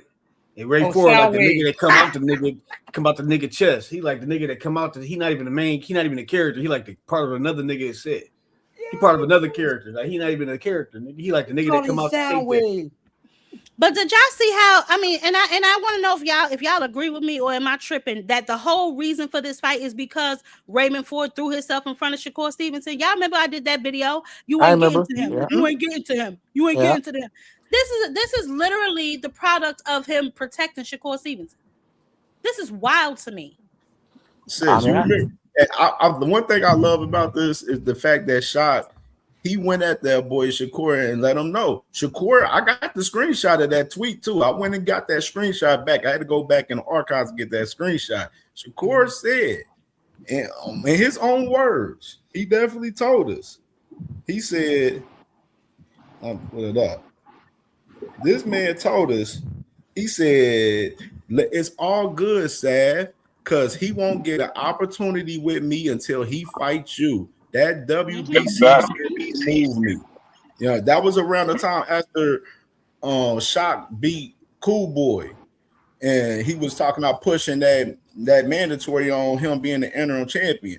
And he was basically telling us, he got to fight Ray Savage before he get an opportunity with me. And Shaw kept the same energy with it and said, I'm giving your boy an opportunity. I'm going to beat son ass, and then I'm coming to beat your ass. Don't run. Don't hide. Hey, Cam. He got to face the music about that shit. You said it in 4K. You will give him an opportunity if he beat Ray Sav, and that's what I'm saying. You didn't hear me earlier. I said that I hope Shakur is a man of his word because he definitely said that. So I want him to be a man of his word. Shakur is not a man of his word. Let me say that. Okay. Let me say this real quick though. How the fuck Raymond Ford saying he gonna knock Shock out and he couldn't knock out Nick Ball? Like how many knockouts do he got? How you stopping him? Even better yet, Ray Ford ain't had a stoppage since he beat Komatar for that 126 title. He ain't had no stoppage at 130. So his power ain't translate going up to 130, just like T.O.'s his power didn't translate from 135 to 140. Same shit with Ray Ford. That power is not there as he is portraying out here. Bro, I think Shushu will fucking knock Ray Savage Ford out. I think Shushu could beat him too. Oh hell yeah. I think Shushu get put the hands on that boy. Yeah. Shushu nasty with it. Yeah, he can. Yeah, he does. Shushu nasty with it. Part of that brotherly love crew cloth. You know what I mean? Where they like to admire their work after they throw a few combinations and shit, and admire their work and be licking their tongue out and shit like that. This is that weirdo shit. He can be that. They're gonna try to recruit Tsunami because they don't want to fight him because he's gonna knock their ass out too. So here's my thing, right? We know what type of brotherly love time that these guys are on over here, right? With all of them in different weight classes and in and around the same weight classes, and it just appears as if, because I know Richardson Hitchens before he hopped over to Zuffa, he was saying he would fight Shakur, right? And they had a quick back and forth online. Oh, you saw that? The walls are closing. Yeah, the walls are closing in on Shakur Stevenson. You know, because Oshaque flat out said, "I will go to 140, nigga." You know what I'm saying? Like it's nothing. It's not. Listen at him. He said, "Give my son an opportunity, and then I'll fight you." Or he said, "If you don't, I won't fight you." So we looked at our options, and then it was a lot of people, a lot of interest in this fight. Yeah. So to make the storyline great, might as well beat up the son, then go see the pops. Yeah. If after this fight, when I crush his man's, if he say, "Oh well, I'm not coming back down to 35. You got to meet me," I jump 35, go to 40 just for him. Yeah. So ain't no way to run. Yeah, ain't nowhere to run. He not no big 40-pounder, 47-pounder. So it ain't that. Putting that boy in that hot seat. I love it though. I love it. I love it. He putting him in that hot seat for real. Checkmate. It's a checkmate. Right there. Shakur got to see this man. You know what? Everything that Shock said that he did to Shakur and sparring, now all that shit seemed plausible, yo. Like he was telling the truth. Everything he said was the truth. I believe that shit. Shakur never really denied that sparring session. That's what I said. He never really spoke upon it. He never spoke upon it. Yo, it's brief. When he do speak upon it, it's brief. So. And Cam J dropped that show. Sparring session shit too with Shakur. He mentioned that Shakur tried to be on some funny business with a sparring session with him and Keyshawn. You know what I mean? Same shit that Shakur did with Abdullah Mason. You know what I mean? For his Africa. Same exact shit. Man, I was just about to say that, Cam J. What you talked about as far as Keyshawn and the sparring, yeah. What time Kobe Big Baby trying to score all these boys. Who? Big Baby Miller, don't he fight tonight? Yeah, he fight tonight. That's tonight. Bean, talk to me about that fight. What do you think about that fight? Because I know you into the heavyweights and stuff. Okay, so what I feel about that, the zone, what they baby. Fighting on? The zone, baby. In Vegas. Yeah. I got. Talk to me about that fight. It's like a 50-50. I know. Like Cam J think that Perro could pull it off and might pull it off. To me, Big Baby really ain't nobody that special. I mean, he's a tough dude because of his size. He could take a punch, he could take a beating, but he like a standing target. Like he really ain't nothing special. So, Perro might get off on him. Okay. Okay. Understood. What do you? So okay. Yeah, man, I can't wait for this fight tonight. I can't even lie. I'm actually excited about this fight. And Perro's the young guy that's with Matchroom. He got a brother named Daniel Perro that's a heavyweight as well. And that big baby, he popping his shit. He said, "Hey, I'm gonna beat you up, then I'm gonna beat your brother up after that." So yeah, so they got a little hostility going into this fight. He on his Oshaque Foster shit. Okay. Yeah, Perro's I like that energy. He's up like on FanDuel. They Me got him too. as Me too, on FanDuel right now. Me too, Zondrick. Me too. Yeah, Scooter fight too. I'm gonna be tapping in to watching Scooter too. When he fight? Yeah, Scooter fight tonight. He fighting on boxstreamtv.com. It's $20 pay-per-view. It's on right now. I know my brother D1 watching it right now. So yeah, definitely that Scooter's on tonight. I'm trying to catch Krishan. I'm trying to still They said debate her. on paying $30 or not. But they said her pay-per-view was the 40 ball. Huh? They said her pay-per-view was the 40 ball. Her pay-per-view was $30. 30, it's 30, okay. It's $29.99. It's only $30. You gonna do numbers too? $30 on ain't bad. pay-per-view. It's on a lot of people talking about it. It's on Rumble. Yeah. It's on Rumble. Yeah. And I saw the weigh-in. I watched the weigh-in yesterday. She looked good. Yeah, she looked good. She talked about, just like the stress, I guess, of making weight and stuff like that. But she looked good. She had that tank energy. You know what I'm saying? Playing in the girl face, jabbing at her, all of that kind of stuff. So, I want to see how she does. This is her first pro fight. She's starting later in life. You know what I'm saying? But she couldn't be with better trainers. You know what I'm saying? So, I'm excited to see, how she does. She got a strong ass hook too. Yeah, and we know she could fight, but can you box? Because those are two different things. Exactly. You know what I'm saying? We gotta definitely see what's going on right there. Yes, she fight do. sold out too here, and she did good numbers. We too. don't promote this. We don't promote that, Don. You got to slide in the back office with that, baby. You can't be putting that with the people. Come on now, baby. Yeah, for sure. We don't confirm or deny, Dondrick. Okay. That other girl can't fight it. Or who? She's like what is she? A kickboxer, Dondrick? Is she a kickboxer? I saw a little bit about her. I wasn't really like all up in her. I ain't even gonna lie to you. I just know Krishan was fighting. That's all I know. I think she's a kickboxer, if I'm not mistaken. A kickboxer, a wrestler, some shit. She's something. Yeah, she is. You correct, Jack. Oh, she is? Okay. Yeah. I thought I read that somewhere that she was like a kickboxer or something. But it's good for her. Her first fight out. Both of them got to use their hands, and Krishan, no slamming bitches to the ground and uppercutting them and stuff. But you got to stand upright and use your hands.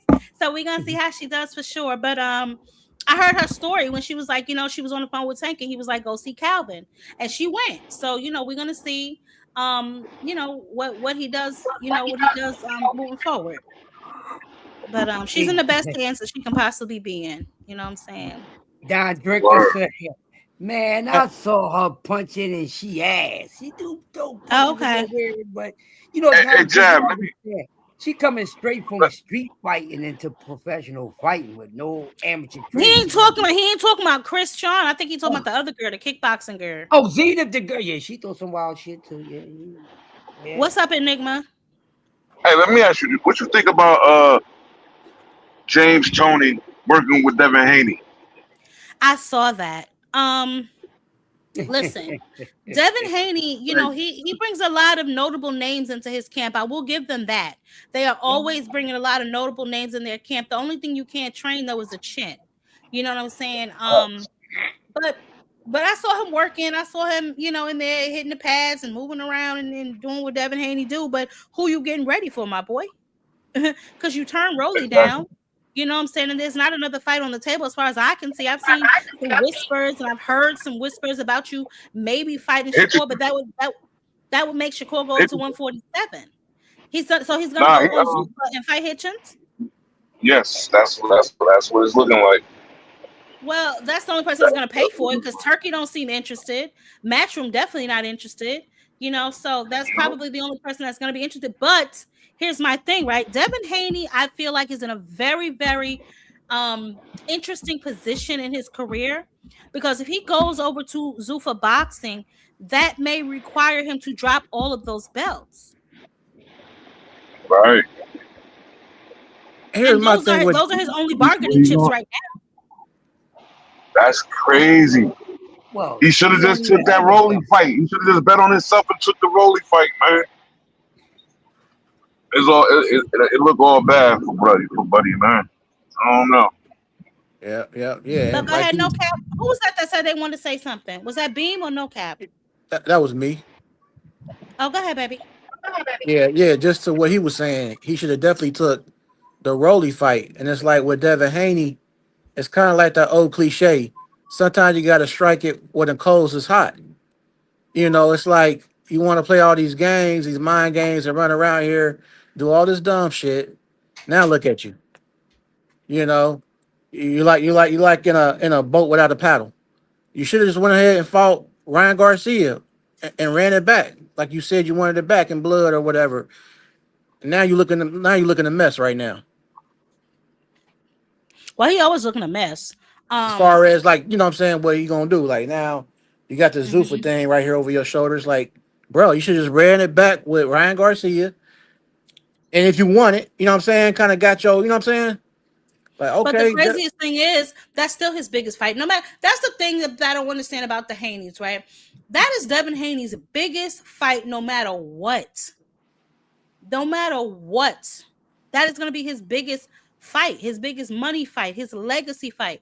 That is the fight. Why they're stalling, dragging their feet, I don't know. And I suspect, and this is just me, and I suspect that it's because he knows that ass whooping had nothing to do with Osterring.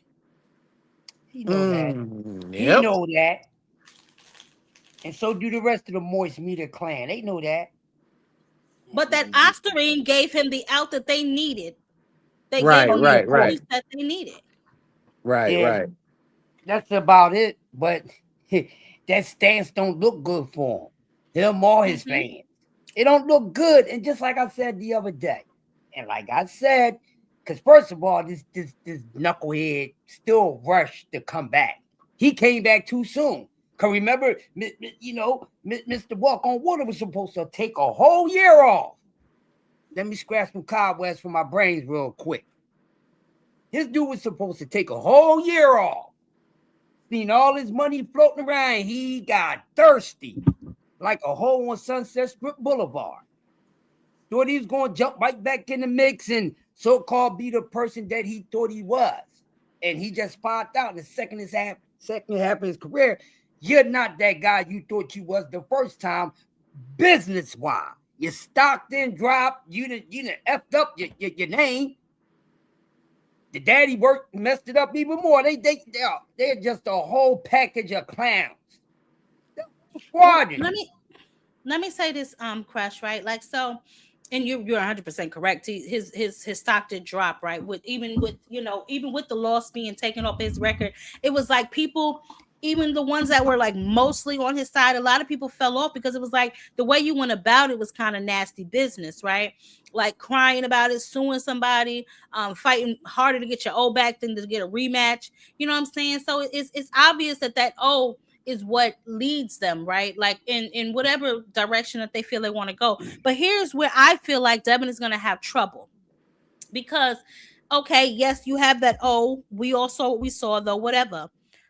But now if you bounce over to Zuffa, you are completely leaving those belts on this side. Now, I know Dana White can tell y'all whatever he want to tell y'all, baby, but let John Opataya tell you what really happens.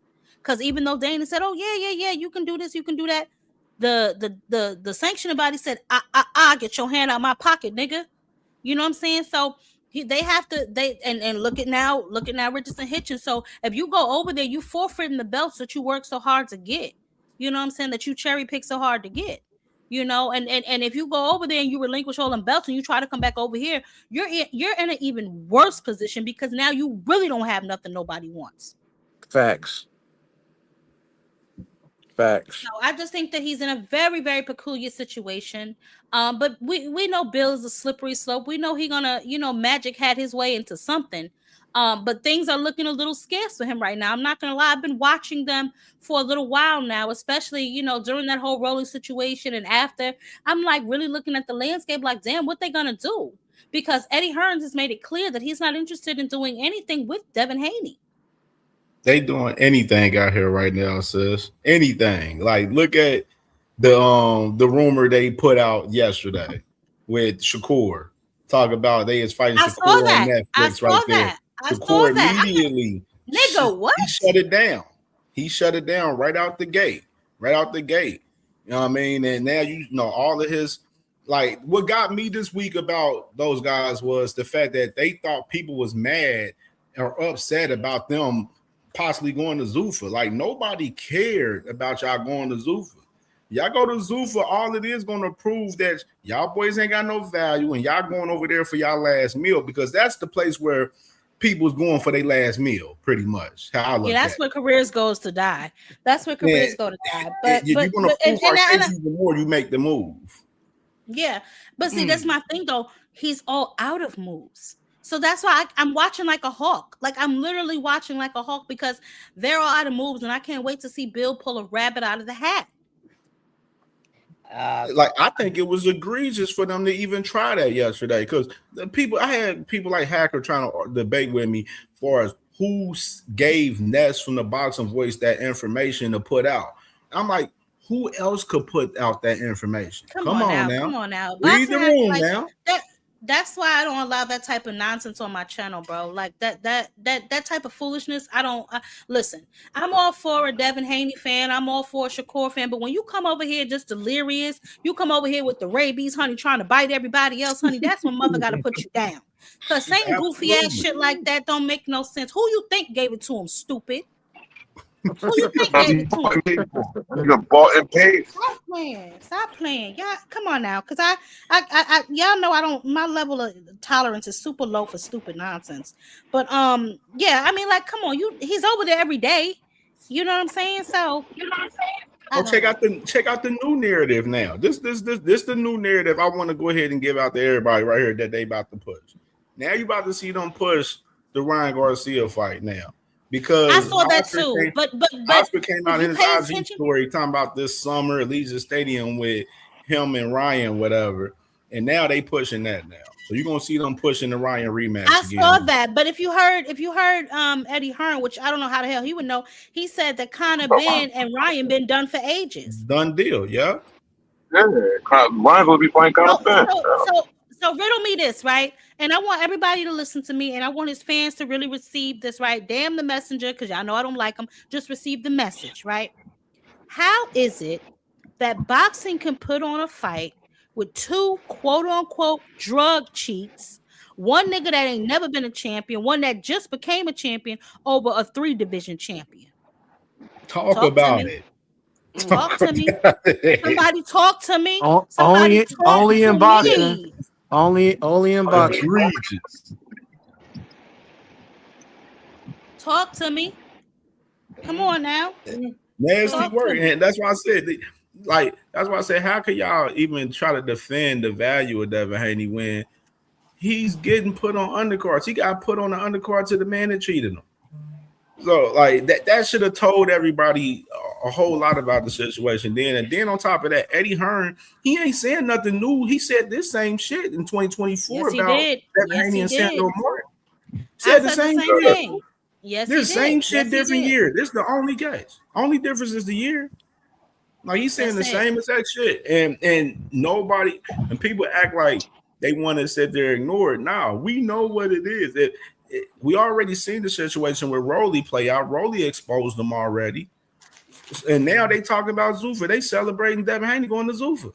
What happened to the legacy? What happened to all the belt talk, talking about he was going to go after Rolly and go after Ryan and get the unifications and become undisputed at 147? What happened to all the talk about Xander at 154? You ain't going to keep the same energy with Xander if Boots beats Xander on June 27 with Boots. I'm waiting for it. Oh my God, I'm so waiting for it. I can't wait. I can't wait to see that tweet because I want to see if you really about that action or like I suspected, you was trying to cherry pick.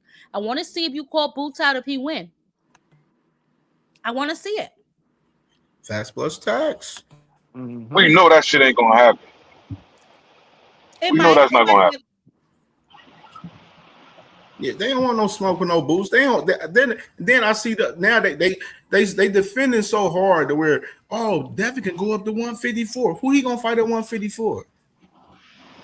Bill already told us on Mill City that he wasn't really interested in going to 154 right away, right now. After he done already done. He's not going to 154 because they thought Xander was cool.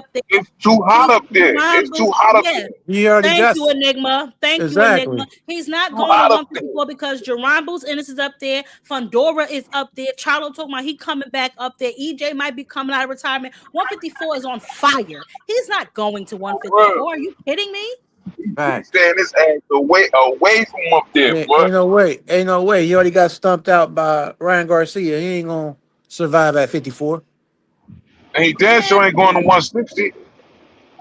Man, please. We're gonna listen just this last time to Eddie Hearns describe what he think about Devin Haney. Nice. What did you make of him signing Richardson Hitchens and that Gerberlanga? That's all right. I think it's decent business. I mean, look, I think there's two sides to that. They weren't guys that were inundated with offers. Edgar, I think it's a really good move for Edgar. Richardson, I think he's a little bit lost. I mean, I think he had some terrible advice about a year ago, cost him a lot of money. But now he's probably signed quite a lucrative deal. The problem is he's no longer world champion. The world championship for him was kind of like the hook because he's a good fighter, not a huge draw. People will try and avoid him. Edgar's great. They're two good lads, but Edgar's like coming off a bad knockout defeat, and he's probably getting decent money. Good luck to him. I think I don't think they're game-changing signings, but they're decent fighters, and they've got relatively good profiles. I think they're going to attack divisions. So like welterweight division, obviously. You know, I mean, that rumours Haney's talking to him. Wouldn't be surprised if he goes. Have you spoke to him? No, because I can't do anything with Dev. Like, why? Because the money's not there, Colm. Like, where unless you need these guys, unless you're willing to lose a load of money in the process, you just can't. It's the same with Richardson. It's the same with Devin. I love Devin. We've talked, and if a fight made sense or a number made sense, but he wants crazy money, and so therefore you need someone that's desperate to overpay the marketplace, a bit like I did with him years ago. Yeah, but that's something you've already invested that money. Is it not worth your while to go back? No, because we're in a position now of we're number one, so we don't need to overpay crazy numbers to bring talent. Our talent roster's brilliant, and I just like if I sign Devin, I just don't know what I would do with him. Like, what would I do? Devin against the winner of Jack Catcher against Shakur Girsov. Okay, Devin's not interested in that. Devin just wants huge money. You could make the Ryan Garcia fight for him, though. No, I think look, the Ryan Conor Ben fight was done ages ago, so that's there. Maybe Devin could fight the winner of that in time, but Devin's got to do what's right for Devin. He's another great guy, but I think, you know, if they're looking at divisions, cruiserweight was another one, right? Jai Opetaia again. Now, yeah, they signed Jai Opetaia, he lost his world title. They signed Richardson Hitchens, he lost his world title. So this is something for fighters to be aware of. But if you're in a position where you don't really care, because you're like, you've reached the point in your career where you're like, I've been a world champion, I just want the money, which is bang fair enough, by the way. And if you're not interested in legacy and you're not interested in unifying the belts and becoming undisputed, why wouldn't you do it? Devin's been a 3-weight world champion. So he's not like necessarily tied to the belt. He's probably going, do you know what? If I get stripped of my belt, just give me the money. Edgar Berlanga, do you think he gives a fuck about what belt he fights for? But the problem with that is he would only have one fight, which is give me the money. Because after that, and I want to draw y'all attention to something very specific that Eddie Hearns said, and I don't know if y'all picked up on it. Eddie Hearns said we don't need to overpay because we're in position now. Think about that and apply that to Turkey Al-Sheik's mentality. That whole little statement that he put up, that press PR, it didn't have Devin or Shakur's name on it. You want to know why? Because they don't have to overpay you now. TKO is up and running. Zuffa is up and running. As raggedy as it may be, but it's up and running. So they don't have to. This is why they're extremely selective and who they open up their purse for now. Again, as I said, 2026 is going to be an extremely interesting year for Devin Haney, and he has not fought yet. Yeah, it's like Devin. I couldn't agree with you anymore, sis. That like the right there, Turkey Al-Sheikh. I've been telling people he's resetting the market. The market is reset, and he literally had these guys fight on these undercards, all of this crazy stuff, and now these guys ain't even in position to be main event for a Turkey event on Ring Magazine. The man literally is valuing Ryan Garcia. He like, oh, we putting on a Ring Magazine event for Ryan Garcia for the second half. The same guy that cheated Devin Haney. Same guy. No, and I've been telling him like he values Ryan Garcia over Devin Haney, and people was in denial about it at that point. It's super clear now. And now with their value being so down, now he forcing these guys to go to Zuffa pretty much where it's the last meal. And where they think they're gonna be getting guaranteed big checks over there. No, you ain't gonna be getting them big checks over there. And even on top of that, you ain't gonna have control of your career over there. They gonna be picking and choosing who you gonna fight and how much you gonna get paid for each fight. And you can't get endorsements. You can't do nothing over there. I can't wait, so I can laugh at it all day. It's no endorsements over there. It's no nothing. So I don't know. So like I said, huh? You can't even like wear your own personal outfits, type shit in the ring. Nope. You gotta wear their shit. They gotta wear uniform. All the merch is through Zuffa. They got the percentage of the merch you sell. Like, and you got the Zuffa logo on the merch. Like, it's nasty. That shit wild, boy. Yeah, things are getting extremely interesting. Like I said, I'm not sure, what Devin's gonna do, but like I said, Charlo has expressed he's coming back against Fundora. We'll see how that pans out. We got Boots versus Xander in June. You know what I'm saying? 154 is basically on fire right now. We got Oshaque versus Ford coming up soon. So, the sport is moving forward. I don't know what Shakur is gonna do. I don't know what Devin is gonna do, but they're gonna have to do something. Shakur fought in January, so it's like, I don't know if that's gonna be his only fight this year. I just saw a video of him and his baby mama in the club. Looked like he was drinking. So I don't know what Shakur got going on. But yeah, I see that too, sis. We're gonna see. You know what I'm saying? We're definitely gonna see none aircraft carrier. Y'all are so petty tonight. Cállate. Okay, cállate. None. But that's irrelevant. We're not talking about that. We're just trying to figure out what they're gonna do. Like I told y'all, I didn't make this up. Richardson Hitchens is regretting his decision. I didn't make this up.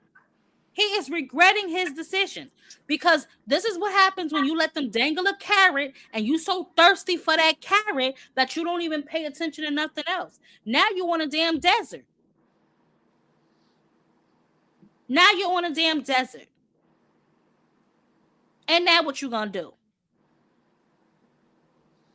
So I don't know. We got Suleiman. He's still upset about that 300K. Canelo over here. He want to fight Resendez or Munguia. He don't care. You know what I'm saying? Nasty word. Did you see McGear talking about going down to 160 if he loses this fight with Resendez?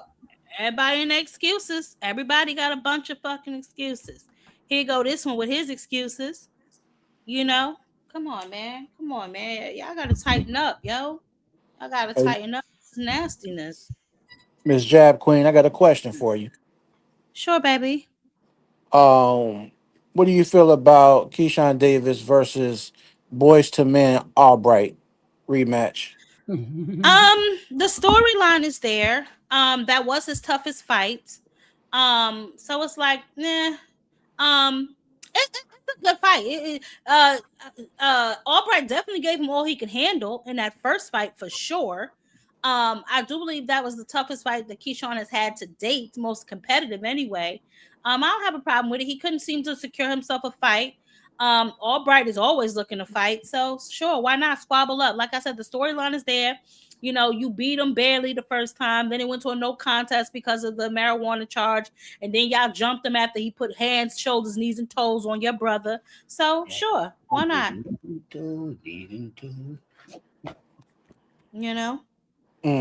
What you think about that fight, Crush? What you think about it? Yeah, man, this dude, man. I don't know what this guy he's done. So he definitely needs something to do.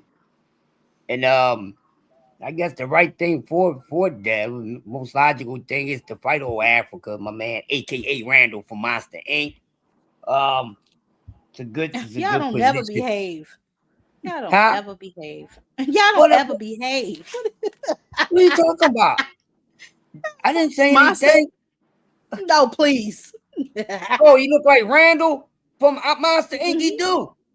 Show your grandchildren and your young children a picture of Africa and a picture of Randall. They're gonna tell you that's Randall.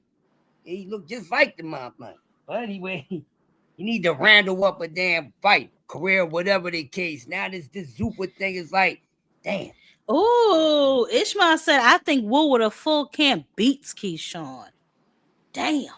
And you know what? And I like Wu. I like Wu a whole lot. I like Wu. Nice young man. And I want him to win a rematch. Coleslaw probably gonna win this rematch. Y'all know I don't like Coleslaw Davis, but I'm gonna be honest. But I think if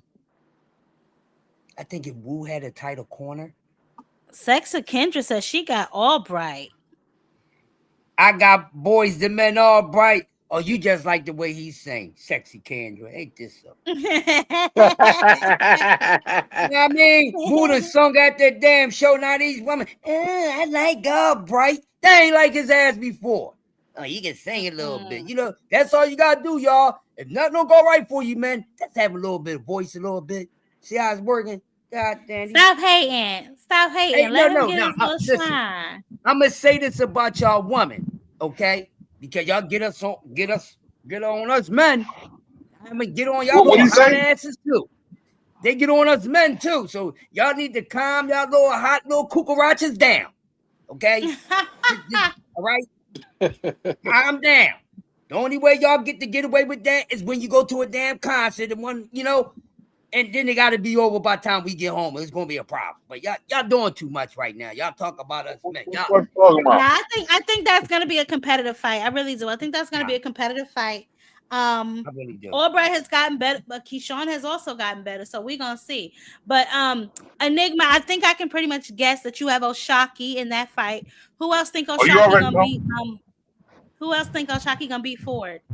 Man, Oshaque is gonna beat the Goodyear tires off of old Ford. That's is, baby. Here I come. I woke up now, y'all. I'm woke. He said the Ray Ford ain't gonna be able to get on the inside. Shaq gonna keep that man on the outside with that jab. Exactly. I don't know what Ray Ford has in his toolbox or any plan to beat Oshaque. Okay, Aircraft said he got Ray Ford. Aircraft said he got Ford. Aircraft. He I don't know what he see in Ray Ford. We've been talking about this last couple of days. I don't know what he see in that thing. Shot gonna step all over. Leave my Aircraft alone. Y'all better leave my Aircraft alone. I tell you what, Aircraft. That's my brother. I love Aircraft. Look at he said I bet Aircraft. I bet Jab Queen picking against Jersey. And you right, because I got Oshaque. I said that earlier though. I made a disclaimer, baby. I said I love, I got represent Jersey a little bit, but I'm sorry. I'm going with Oshaque. You know why, Aircraft? Because I'm going with Oshaque for two reasons. For one, I think he's a little more skilled. And for two, I want to see him get his opportunity against Shakur. He is one of the fighters in the sport who has done things the right way. And I feel like he deserves to get his shot. And hopefully Shakur will be a man of his word and honor his word and give him the opportunity once this fight is over. If he is successful in beating Raymond Ford. Yeah. Ain't no if. Wait. And I got my girl Sweet Caroline against Alicia Baumgardner when she finally get in the ring. Now I got to put you up off of here, Enigma. Now you tripping. Now I got to put you up off of here. Now I got to put you up off of here. I want to smoke with you though, Queen. For real. No, you know I'm playing. Everybody had their own opinion over here. You know I don't do stuff like that. I think she, bro. I see it, man. Caroline got everything that Alicia Baumgardner got. She got everything. We can talk about that more when the fight comes. And you know what we're gonna do when that fight happens? We're gonna do a watch party together. Me and you, Enigma. Since you want to go against Mother, we're gonna do a watch party. Me and you. Okay. I'm with it. Okay, good. No, but so you probably one of them people, you got a burner account underneath my comments talking nasty. No, just kidding. But you know what? I will say this, right? Caroline is extremely skilled. She definitely has the skills, she has the tenacity, and she has the will. But I think the experience, I think the stamina, and I think that the dog is going to be just a little bit more with Alicia Baumgardner.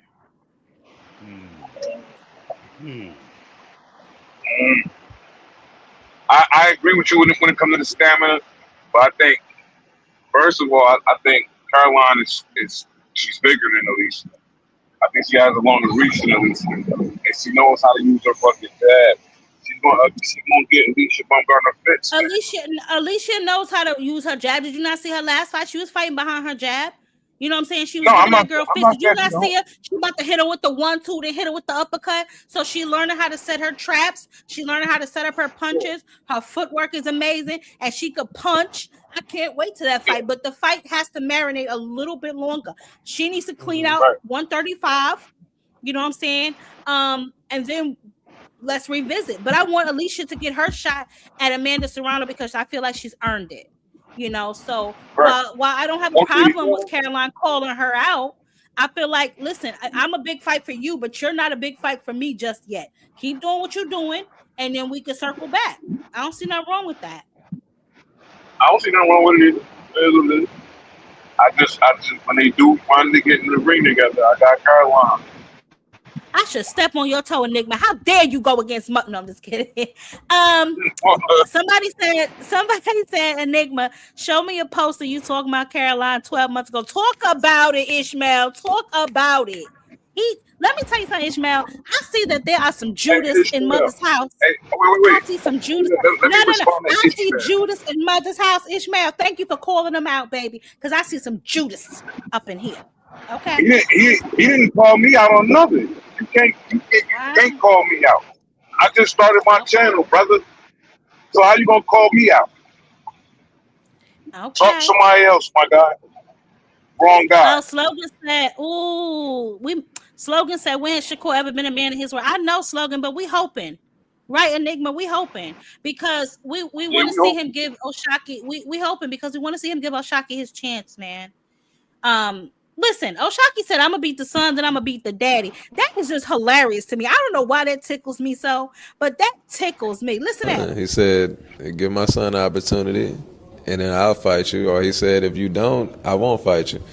So, we looked at our options, and then it was a lot of people, a lot of interest in this fight. Yeah. So, to make the storyline great, might as well beat up the son, then, go see the pops. Yeah. If after this fight, when I crush his mans, if he say, oh, well, I'm not coming back down to 35, you got to meet me, I'll jump 35, go to 40 just for him. Yeah. So, ain't no way to run. Yeah, ain't no way to run. He not no big 40-pounder, 47-pounder, so It ain't that. I don't know why that's so funny to me, y'all. I'm sorry. I know I played that like 5 times. I don't know why that just tickles me to death. I'm going to beat the son and I'm going to beat the daddy. First of all, Shakur did not call him his son. He said, give Ray a chance on my homeboy. He didn't say my son. Oshaque is funny to me. I'm sorry. He is hilarious. But I have faith in him. I think he's on a mission. I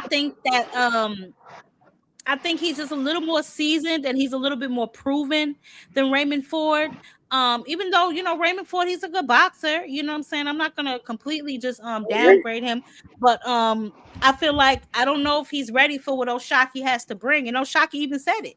He was like, man, you're not ready. But this is the roadblock that Shakur threw up. So we're going to jump across it and keep it moving. Okay, Aircraft said he don't like the style. Whose style don't you like in that fight? You say you don't like the style in Shock versus Shakur. Okay. He said, I like Shakur versus Maritala and Shock versus Nararate.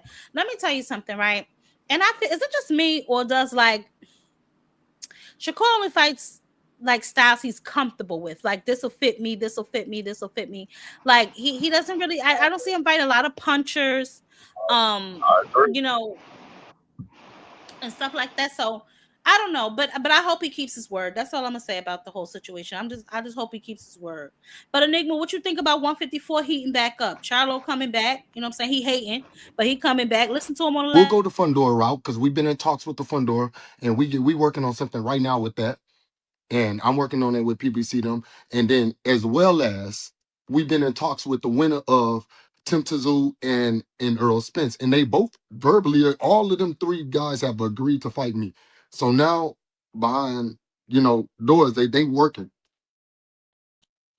Listen, you heard what he said. Was that him at the fight?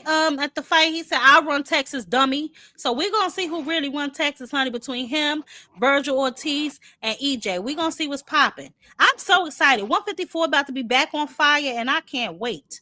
Let's get to it so we can get the through hottest it, division right now. 154, the hottest division right now. Yeah, it is. Let's turn it up. And We're on fire. And 35 coming back alive. Okay, 35 coming back alive. Okay. 35 coming back alive. Well, we got the young hungry lion Abdullah Mason against Joe Cordina. You know what I'm saying? We got that.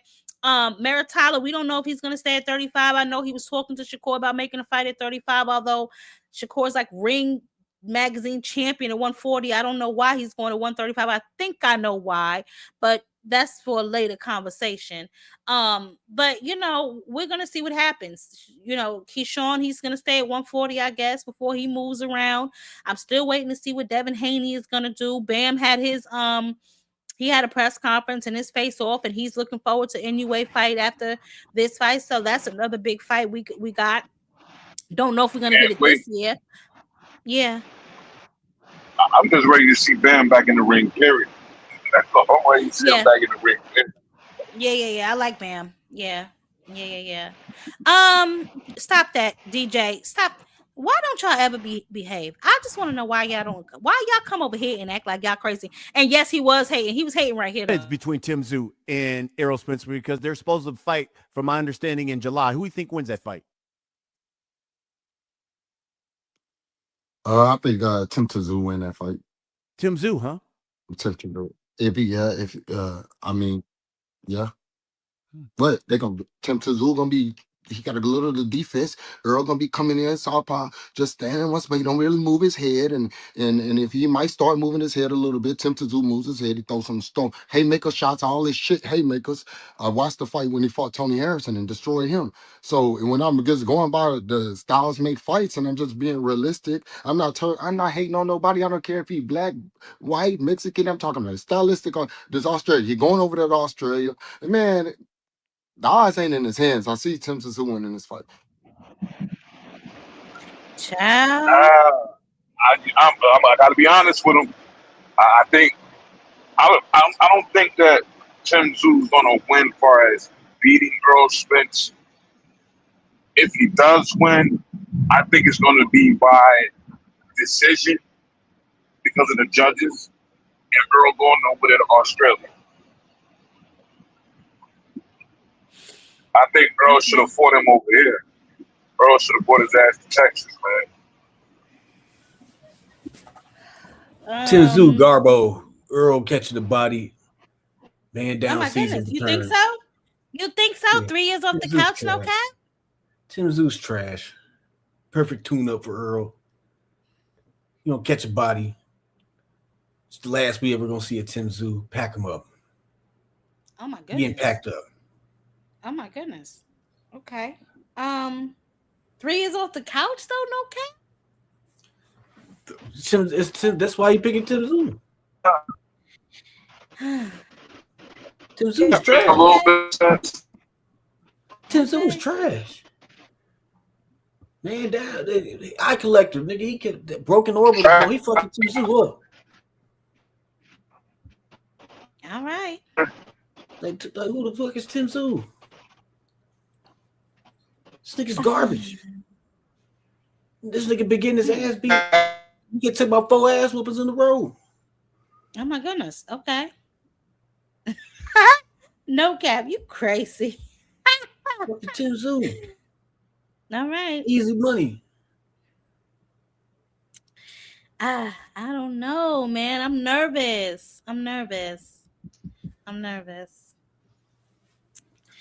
All right. Well, we're gonna see. We're gonna see what happens. They are scheduled to fight in July, so we're gonna see. We're gonna see, man. They're scheduled to fight July 27th. I think that is. Remove my banner. 26th. I'm sorry. Yeah, July 26th. So we'll see. We'll see what happens, man. We'll see what happens. But we're gonna do final thoughts. So no cap.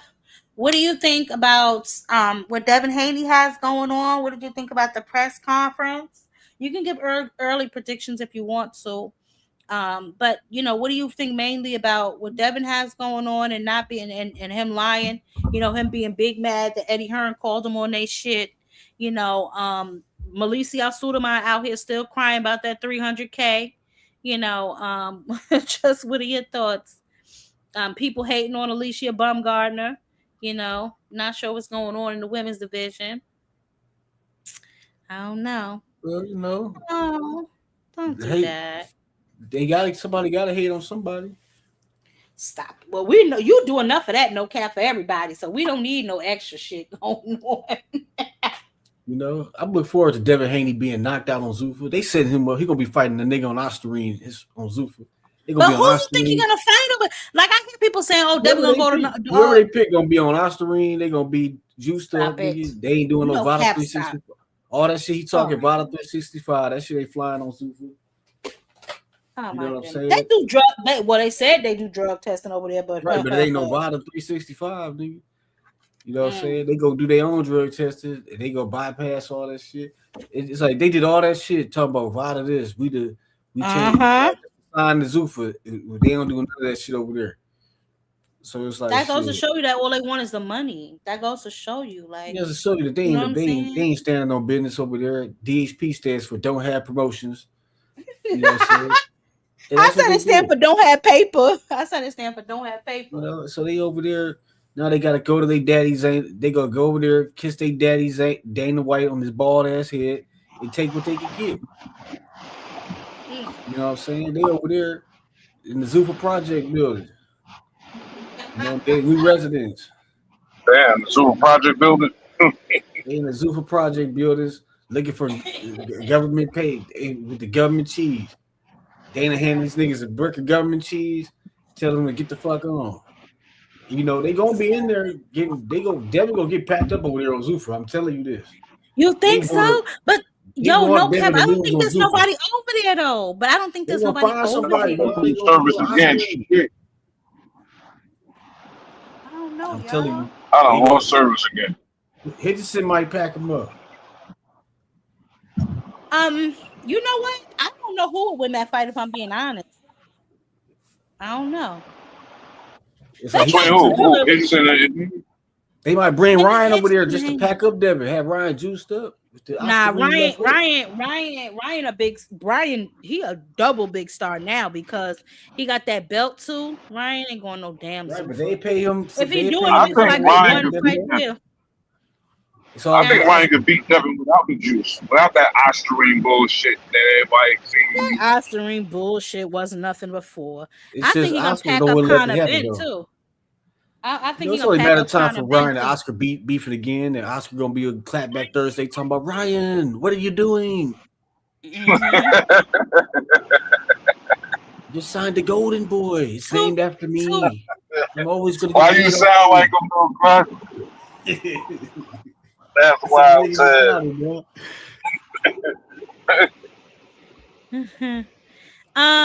what's up, Too Rich?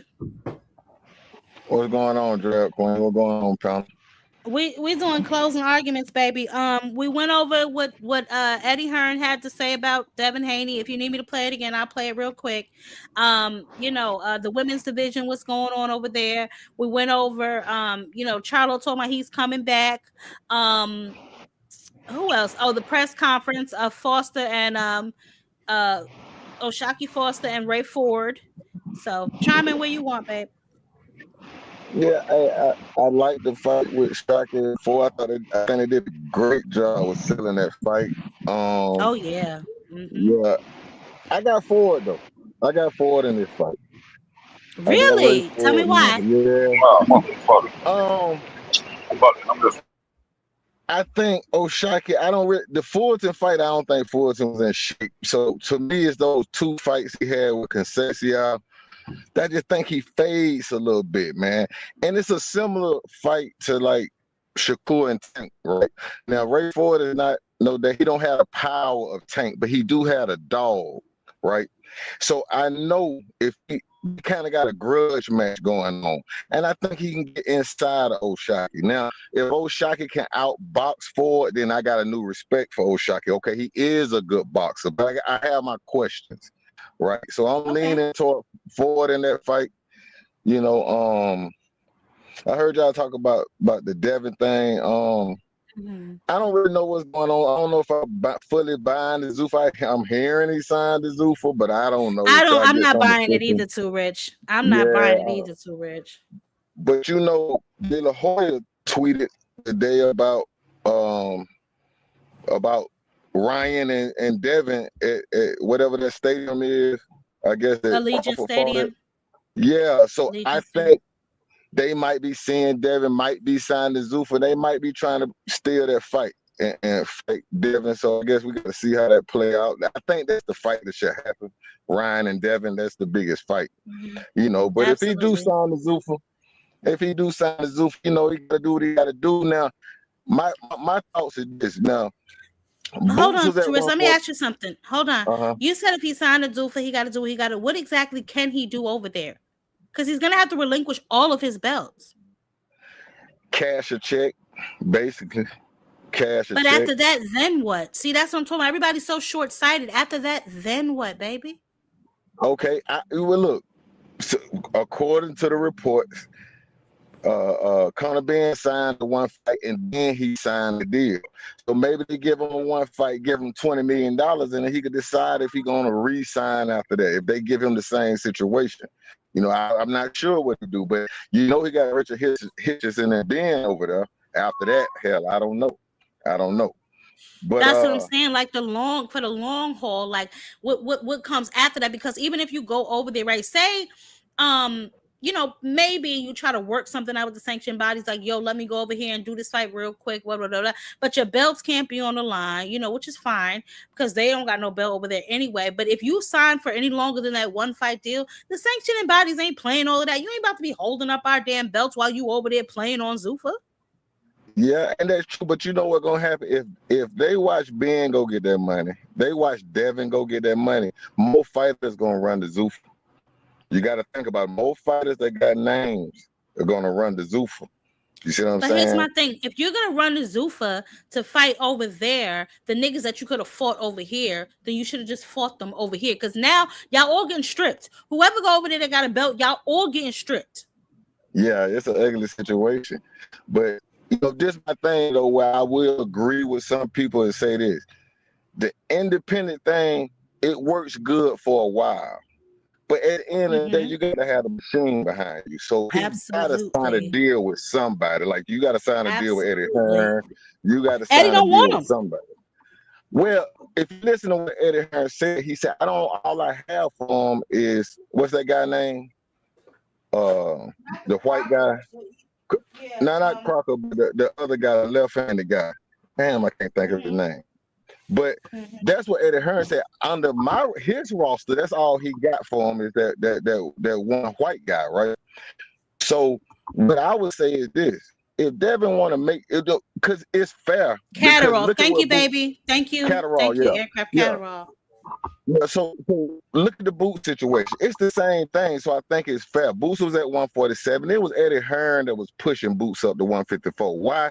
Because the money is at 154. There is no money at 147 except for Ryan. Outside of that, Devin got to take $2 million at 147. Ain't no money at 147. So if you want the money, like I said, if you want legacy, you got to take less money. If you want the money, he got to go to 154. You see what I mean? Because Eddie Hearn can get him fights at 154. He ain't nothing at 147 but Ryan for Devin if he want the money. You see what I mean? So he in a tricky situation. You know what I mean? Yeah, that's how I said he's in a very, very interesting position in his career. And I'm interested to see which way he goes. I really am. I want to see what they decide to do. I'm sure they'll find some low-hanging fruit that they can pick to fight. You know, just to keep him kind of like busy or whatever the case may be. But Devin is going to have some really tough decisions moving forward. But I don't think he signed to Zuffa because if they're not making the Ryan versus Ben fight, it's because of Zuffa. If he's tweeting about Devin, then I don't think Devin signed to Zuffa. It might be trying to keep Devin from going to Zuffa and make the Ryan fight. You see what I mean? But Ryan's already signed to fight Conor Ben. I know that's what they said. So I don't know, man. We just have to see how it play out. I'm interested. I ain't gonna lie. I'm interested. And I've been watching Devin's moves for a while now, especially after the Rolly fight kind of fell apart. I was like, well, damn, that was kind of almost like his last play. So, you know, what is he gonna really do next? We know that he's not gonna do a catchweight with Shakur Stevenson. Shakur just he don't care. Devin don't care nothing about that little 140 belts that Shakur got. He's not gonna do a catchweight. If you're gonna fight him, you're gonna go all the way up to 147. But Shakur doesn't seem interested in doing that. So that fight is kind of at a stalemate. And Shakur's already trying to put his fork in Maritala's pot. So it's kind of like Devin's the odd man looking in. Yeah, he got a decision to make, man. But he want the money. He got some gonna have really to make tough a big decisions to fight. make. He's gonna, So, yep. I agree. But yeah, that, and then just Mauricio Sulaiman still up here talking about that $300K, that Crawford owed him. Richardson Hitchens with the regrets, the bad case of the regrets. You know what I'm saying? For going over there because he basically don't got nobody to fight. So things are very interesting for the boys who decide to go over to Zuffa Boxing. So I just I'm gonna keep my eye on things and see how they pan out for all these guys, especially Richardson Hitchens. Like I said, I was a little disappointed in him anyway because I always felt like, damn, you had a couple more cards you could have played. You didn't have to go over there. Now Edgar Berlanga, on the other hand, as much as I love EB, he's the type of guy that probably will thrive over there on Zuffa. But Richardson Hitchens, I felt like you had a couple more cards you could have played before you went down that road. You know what I mean? Yeah. Richard Hitchens is kind of like Kid Austin, where they not making the fights. Like y'all got talent, but y'all not making the fights. Y'all making all these questionable moves that I don't know what to do with that. I don't know what to say. Yeah, me either. No, I agree 100% to Rich. I definitely agree. They're making a lot of questionable moves. Yeah, like Kid Austin, you ain't been in the ring in like over a year. Exactly. Over a year. I'm kind of back Kid Austin, but damn, we can't get you in the ring to fight nobody, and y'all doing all that talking on Mill City. I don't know what to do with that. Yeah, I don't know what to do with that either. No, I agree. But any last final thoughts? I'm getting ready to shut it down, baby. Baumgardner. I heard y'all Slogan. hold on, too, Rich. Slogan. You better learn how to behave, okay? I'm not gonna. Go ahead, too, Rich. I can't deal with this. Go ahead, too, Rich. What's the other girl name? Caroline Dubois. Yeah, Dubois. Right now, out of respect, I would say Baumgardner should be the favorite right now if they were to fight. But it's still one of them situations where do you want to catch her early or do you want to really give her 2 or 3 more fights to become more experienced? You know what I mean? That's a tricky situation. Alicia, it is. Some of them shots she was catching that girl with, man, was amazing. But she fell in love with her power a little bit, and when she couldn't get the girl out of there, she was still standing there waiting on the receipt. And you're not gonna I don't think you can afford to do that with Dubois. You see what I mean? You're gonna have to be dialed in all the way through. And I know in past fights, she kind of fade in the middle round. And I just think she thinks that she's gonna get the knockout. Because she was damn sure catching that girl or whatever. But she allowed herself to get cracked a little bit. You know what I mean? But she did get cracked. She did get cracked once, I think, in the 3rd round. Yeah, she got cracked one good time. But out of experience right now, I still would favor Baumgardner. But that's a tricky situation. I think she want to ride the little fame a little bit more. But you know what I mean? She's 32. You ain't getting no younger. You know what I mean? Well, here's my thing, though, too, Rich, right? Just like you said that, Caroline Dubois, Alicia would be allowing her the opportunity to get better. Caroline will be doing the same thing, essentially, because this is Alicia's second 3-minute rounds. You know what I'm saying? And Caroline seems to get gassed towards the middle of the fight in a 2-minute round. You know what I'm saying? So that's true. So the experience continues on both sides. The longer Alicia fights 3-minute rounds and you're not doing the same thing, I'm still going to favor Alicia just off the gas tank alone. You know what I'm saying? I feel like Caroline Dubois is a really good boxer, but sometimes she can be a little wild with it. She can be a little too eager, and those kind of mistakes may cost her with a girl like Alicia Baumgardner, because Alicia can crack. Don't get it twisted. Bo Meng-Shing just got a hard head, but she hurt her several times in that fight. Alicia did towards like rounds, I'll say like maybe 7, 8, or like 8 and 9. She started getting a little tired, but those are 3-minute rounds where Caroline already would be gassed around 5 or 6 going 2-minute rounds. Yeah, you know what I'm saying? Been gassed too. But that's why I said it was about the endurance. It's Okay, well, but do you catch it her now? depends. It depends You might because if all you're gonna do is still fight 2-minute rounds and I'm fighting 3-minute rounds, my endurance is still up over yours. All I gotta do is last just a little longer than you. Yeah. But like I said, it's just one of those sticky situations. The old school fighters caught people early. Yeah, of course. the old school fighters caught people early. Mayweather caught Canelo early. You know, Yeah. it's a science to catching a fighter early. You know, same thing with me with Xander Zayas and Boots, right? I know everybody favor Boots, but Xander Zayas is smart. Catch him now while he's not quite acclimated to 154. It's chances you're not going to beat him anyway. So can I go ahead and try it now? Because in 2 more fights, you definitely won't beat him. So your best shot is now. Xander, that's my little baby. Xander, I give him all the credit in the world for taking this fight when several other niggas have declined. So that I have to give Xander his credit for, his props for. He has 2 belts. He didn't have to do a 50-50 and he's doing it anyway. You know, they're doing it in somewhat of a neutral location. So I give Xander all the credit in the world. He believes in himself.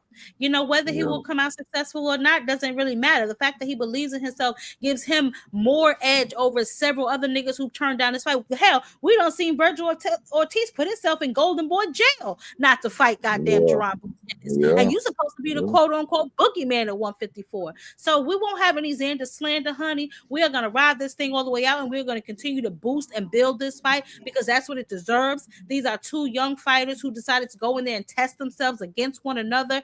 Xander has everything to lose and nothing to gain, and Jerome Boots Ennis has everything to gain and everything to lose too. You know, because a lot of people don't think Xander's really like that. So he's putting a lot on the line as well. You know, so I just feel like this fight needs to definitely be heavily supported. I know that their ticket sales are doing amazing.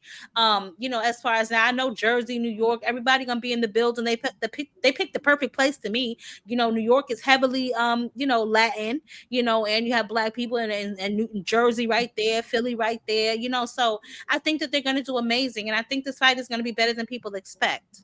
So yeah, it's gonna be a good fight, man.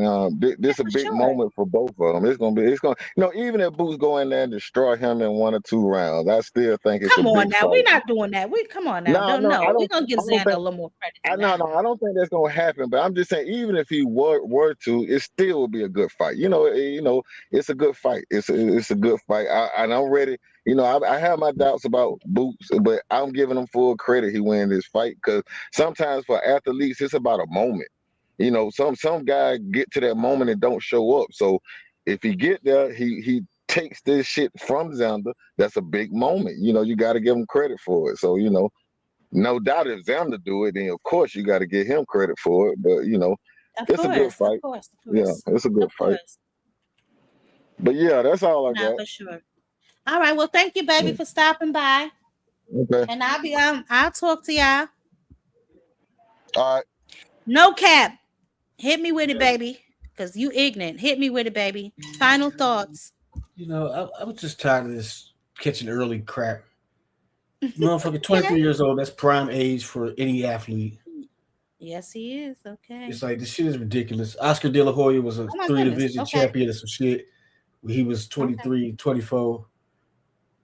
What the fuck is niggas talking about? Ali was the champion, heavyweight champion at 21, 22 or some shit. Motherfucker, Tyson was 20 when he was the undisputed world champion. Right. The fuck is these niggas talking about? Floyd did not catch Canelo early. Floyd is an old man. Canelo was a champion with multiple title defenses. He beat Shane Mosley and other motherfucking old niggas. How did he catch him early? That nigga was oh my goodness. The only thing he caught was an ass whooping. Oh my goodness. The only thing he caught was an ass whooping. Stop making excuses for these niggas. Xander's 23, he's prime. He supposed to be fighting niggas like Dukes. He supposed to be fighting tough fights when you're 23 years old. I Shit agree. you're supposed to be doing. Like, what the fuck is these niggas talking about? I agree. What, nigga got to wait till he's 40 to take on a challenge? Thank you, No Cap. Illuminating as always. What world we living in? What world by the time you're 30, you washed up in this shit. You know what I'm saying? Only a few niggas be good in their 30s. Huh? That shit ain't normal. We gonna see, like with Devin in his 30s, you gonna see a hell of a fall off. Trust me. Okay. You go by there. Why? Because this nigga ain't cut from that cloth he ain't a Crawford or a Floyd. And he ain't taking the fights when he was young to make him get to that level. You know what I'm saying? So you supposed to be taking the tough fights when you 23. So Xander doing what he supposed to be doing. I agree. He gonna get his ass whooped though. You know what I'm saying? Boots took the tune up at 54 because that's what you're supposed to do. You move up a weight class. You're supposed to take a tune up. I agree. A camp in. If that's a camp to help you prepare for your next fight at the next weight. So you already acclimated to the weight before you go into your next camp to train for your fight. Everybody, Floyd did it when he went up to welterweight. He fought Sean Mitchell before he fought Zav Judah. This is fucking normal shit. You know, but I don't think he meant it like that. I just think he meant like given what we've been seeing lately. You know what I'm saying? That this is, shout out to them. But still, salute him either way because this is what he's supposed to be doing. But how many of these niggas not doing what they're supposed to be doing? So you still got to give him respect and credit. That's why the game fucked up. And that's why they get it. Yeah. It's because they making excuses for these niggas. They baby acting like a 23-year-old. It's a baby or some shit. Shit is ridiculous. It's like, dog, you are crazy. Like these niggas talk about 20, like a 23-year-old is a baby or some shit. Like, no, nigga, yes, the prime. This when you supposed to be kicking the most ass you gonna kick in life. Like, what is you doing? I ain't mad at that. Like these motherfuckers is crazy, dog. It's like shit. But they gonna find out the hard way. You know what I'm saying? Boots was getting ducked when he was 23. Boots couldn't get a fight when he was 23. They was ducking this nigga. Yeah, I know. They was ducking him something crazy. Now that's true. He couldn't get no fights when he was 23. They ain't want no smoke with this nigga. Now these, you know what I'm saying? Nah, I agree. So it's like that's how the shit be though. Shakur, he ducked it. Shakur got to see oshaque. He on Shakur helmet. Yo, you got no choice. No cap. I was laughing so hard watching this press conference. And it wasn't because the press conference was funny. It was just because of the way the whole thing happened. Like, I know you saw the clips where he was like, you ain't gonna get to him. You ain't gonna get to him. And I'm sitting here looking at this press conference like, yo, the protection agency isn't full of fake. This is that's why I like Raymond Ford, because he like the minion of a minion. I'm like, man, this shit is sad, dog. We gonna see. This nigga try to stand between him. He like a henchman standing between his boss and the motherfucking hero or some shit in the movie. You know what I'm saying? I'm like, come on, Ray, before you on some bullshit, dog. I hope oshaque knock his ass out just because of that shit. Oh my god. Hope he knock his ass clean the fuck out. I don't know about all that, but I definitely think that oshaque has the experience. And definitely the skill set to beat him if he fights behind his jab, because I think he's a little longer than Ford. So we're gonna see. We're gonna see what happens. I'm excited about that fight. I really am. I think it's gonna be a really good fight. I think if oshaque fights behind his jab, he keeps his pace, he controls the distance. He should be all right. Raymond Ford though, he coming. You know what I'm saying? He got some dog in him. I ain't gonna lie, but we're gonna see, because he didn't look that hot against, Nick Ball.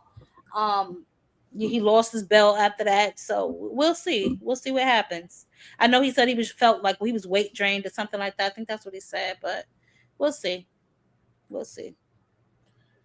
He going down. I think oshaque on a mission. He coming for Shakur neck. He motivated. You think so, Mr. Aircraft? He said we underestimated Ford's ring IQ. Okay. You know what I'll do tomorrow? What I gotta do tomorrow? I think I just gotta go to the laundromat. When I go to I'll watch maybe his last couple of fights just to see if I'm missing something. Man, where's his ring IQ out against Nick Ball? Huh? Yeah. Where's his ring IQ out against Nick Ball? Stop it. Okay. All right. No cap. You know what I'm saying? Nobody worry about no Raymond Ford. You know what I'm saying? I just hope that he ain't even a main character, nigga. He a minion of a minion. Oh, Aircraft said he thinks he beat Nick Ball. Well, baby, that ain't what. Okay, I'll watch that fight then, Aircraft, baby. I'll watch that fight for you. Okay. Aircraft, you can think what you want. You can think what you think, but that don't make it true. Okay. You can't handle the All right, truth. oh my goodness. That's your problem. Okay. You can't handle the truth. Ain't nobody ask you what you think. What happened? The nigga lost. Oh my L, goodness. the Okay. record says L next to his name.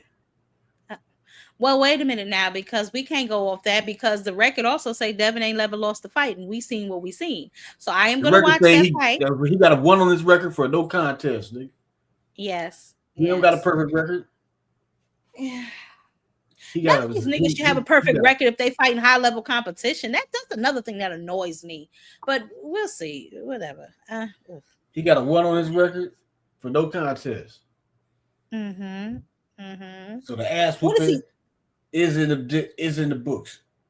They acknowledge that the ass whooping did happen. They didn't acknowledge that. That's not what that mean, no cap. That's not how that work, baby. That ain't how that work. Oh my god. Okay. A perfect record is all wins, nigga. See, he said no contest is not a blemish. A no contest, not a blemish. It is a blemish. If We're it not ain't gonna do all all that. wins, it's a blemish. It doesn't matter. But it's a blemish. So let me tell y'all something. That doesn't matter. Y'all have to get off of that shit, because back in the day, a lot of them boxers they had losses and would still dog you out. You know, Oscar De La Hoya, he got what, like 4 or 5 losses. Just a record. Yeah, the record is just a record, especially if you ain't got no names on it. Who cares? Yeah. But you can't say the record ain't what the record is.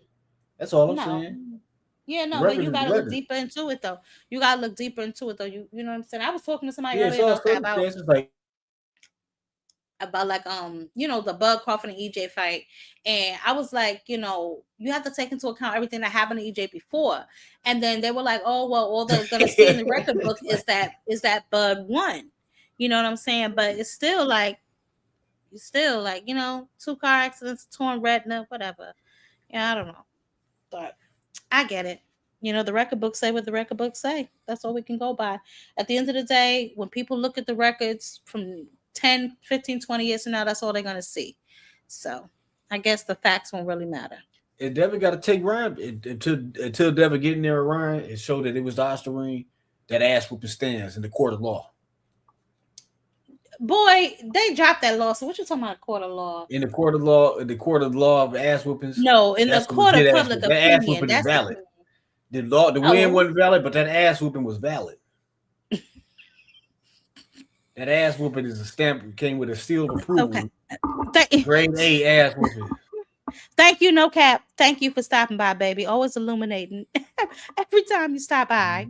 Was there anything else you would like to add before I shut it down? Yeah.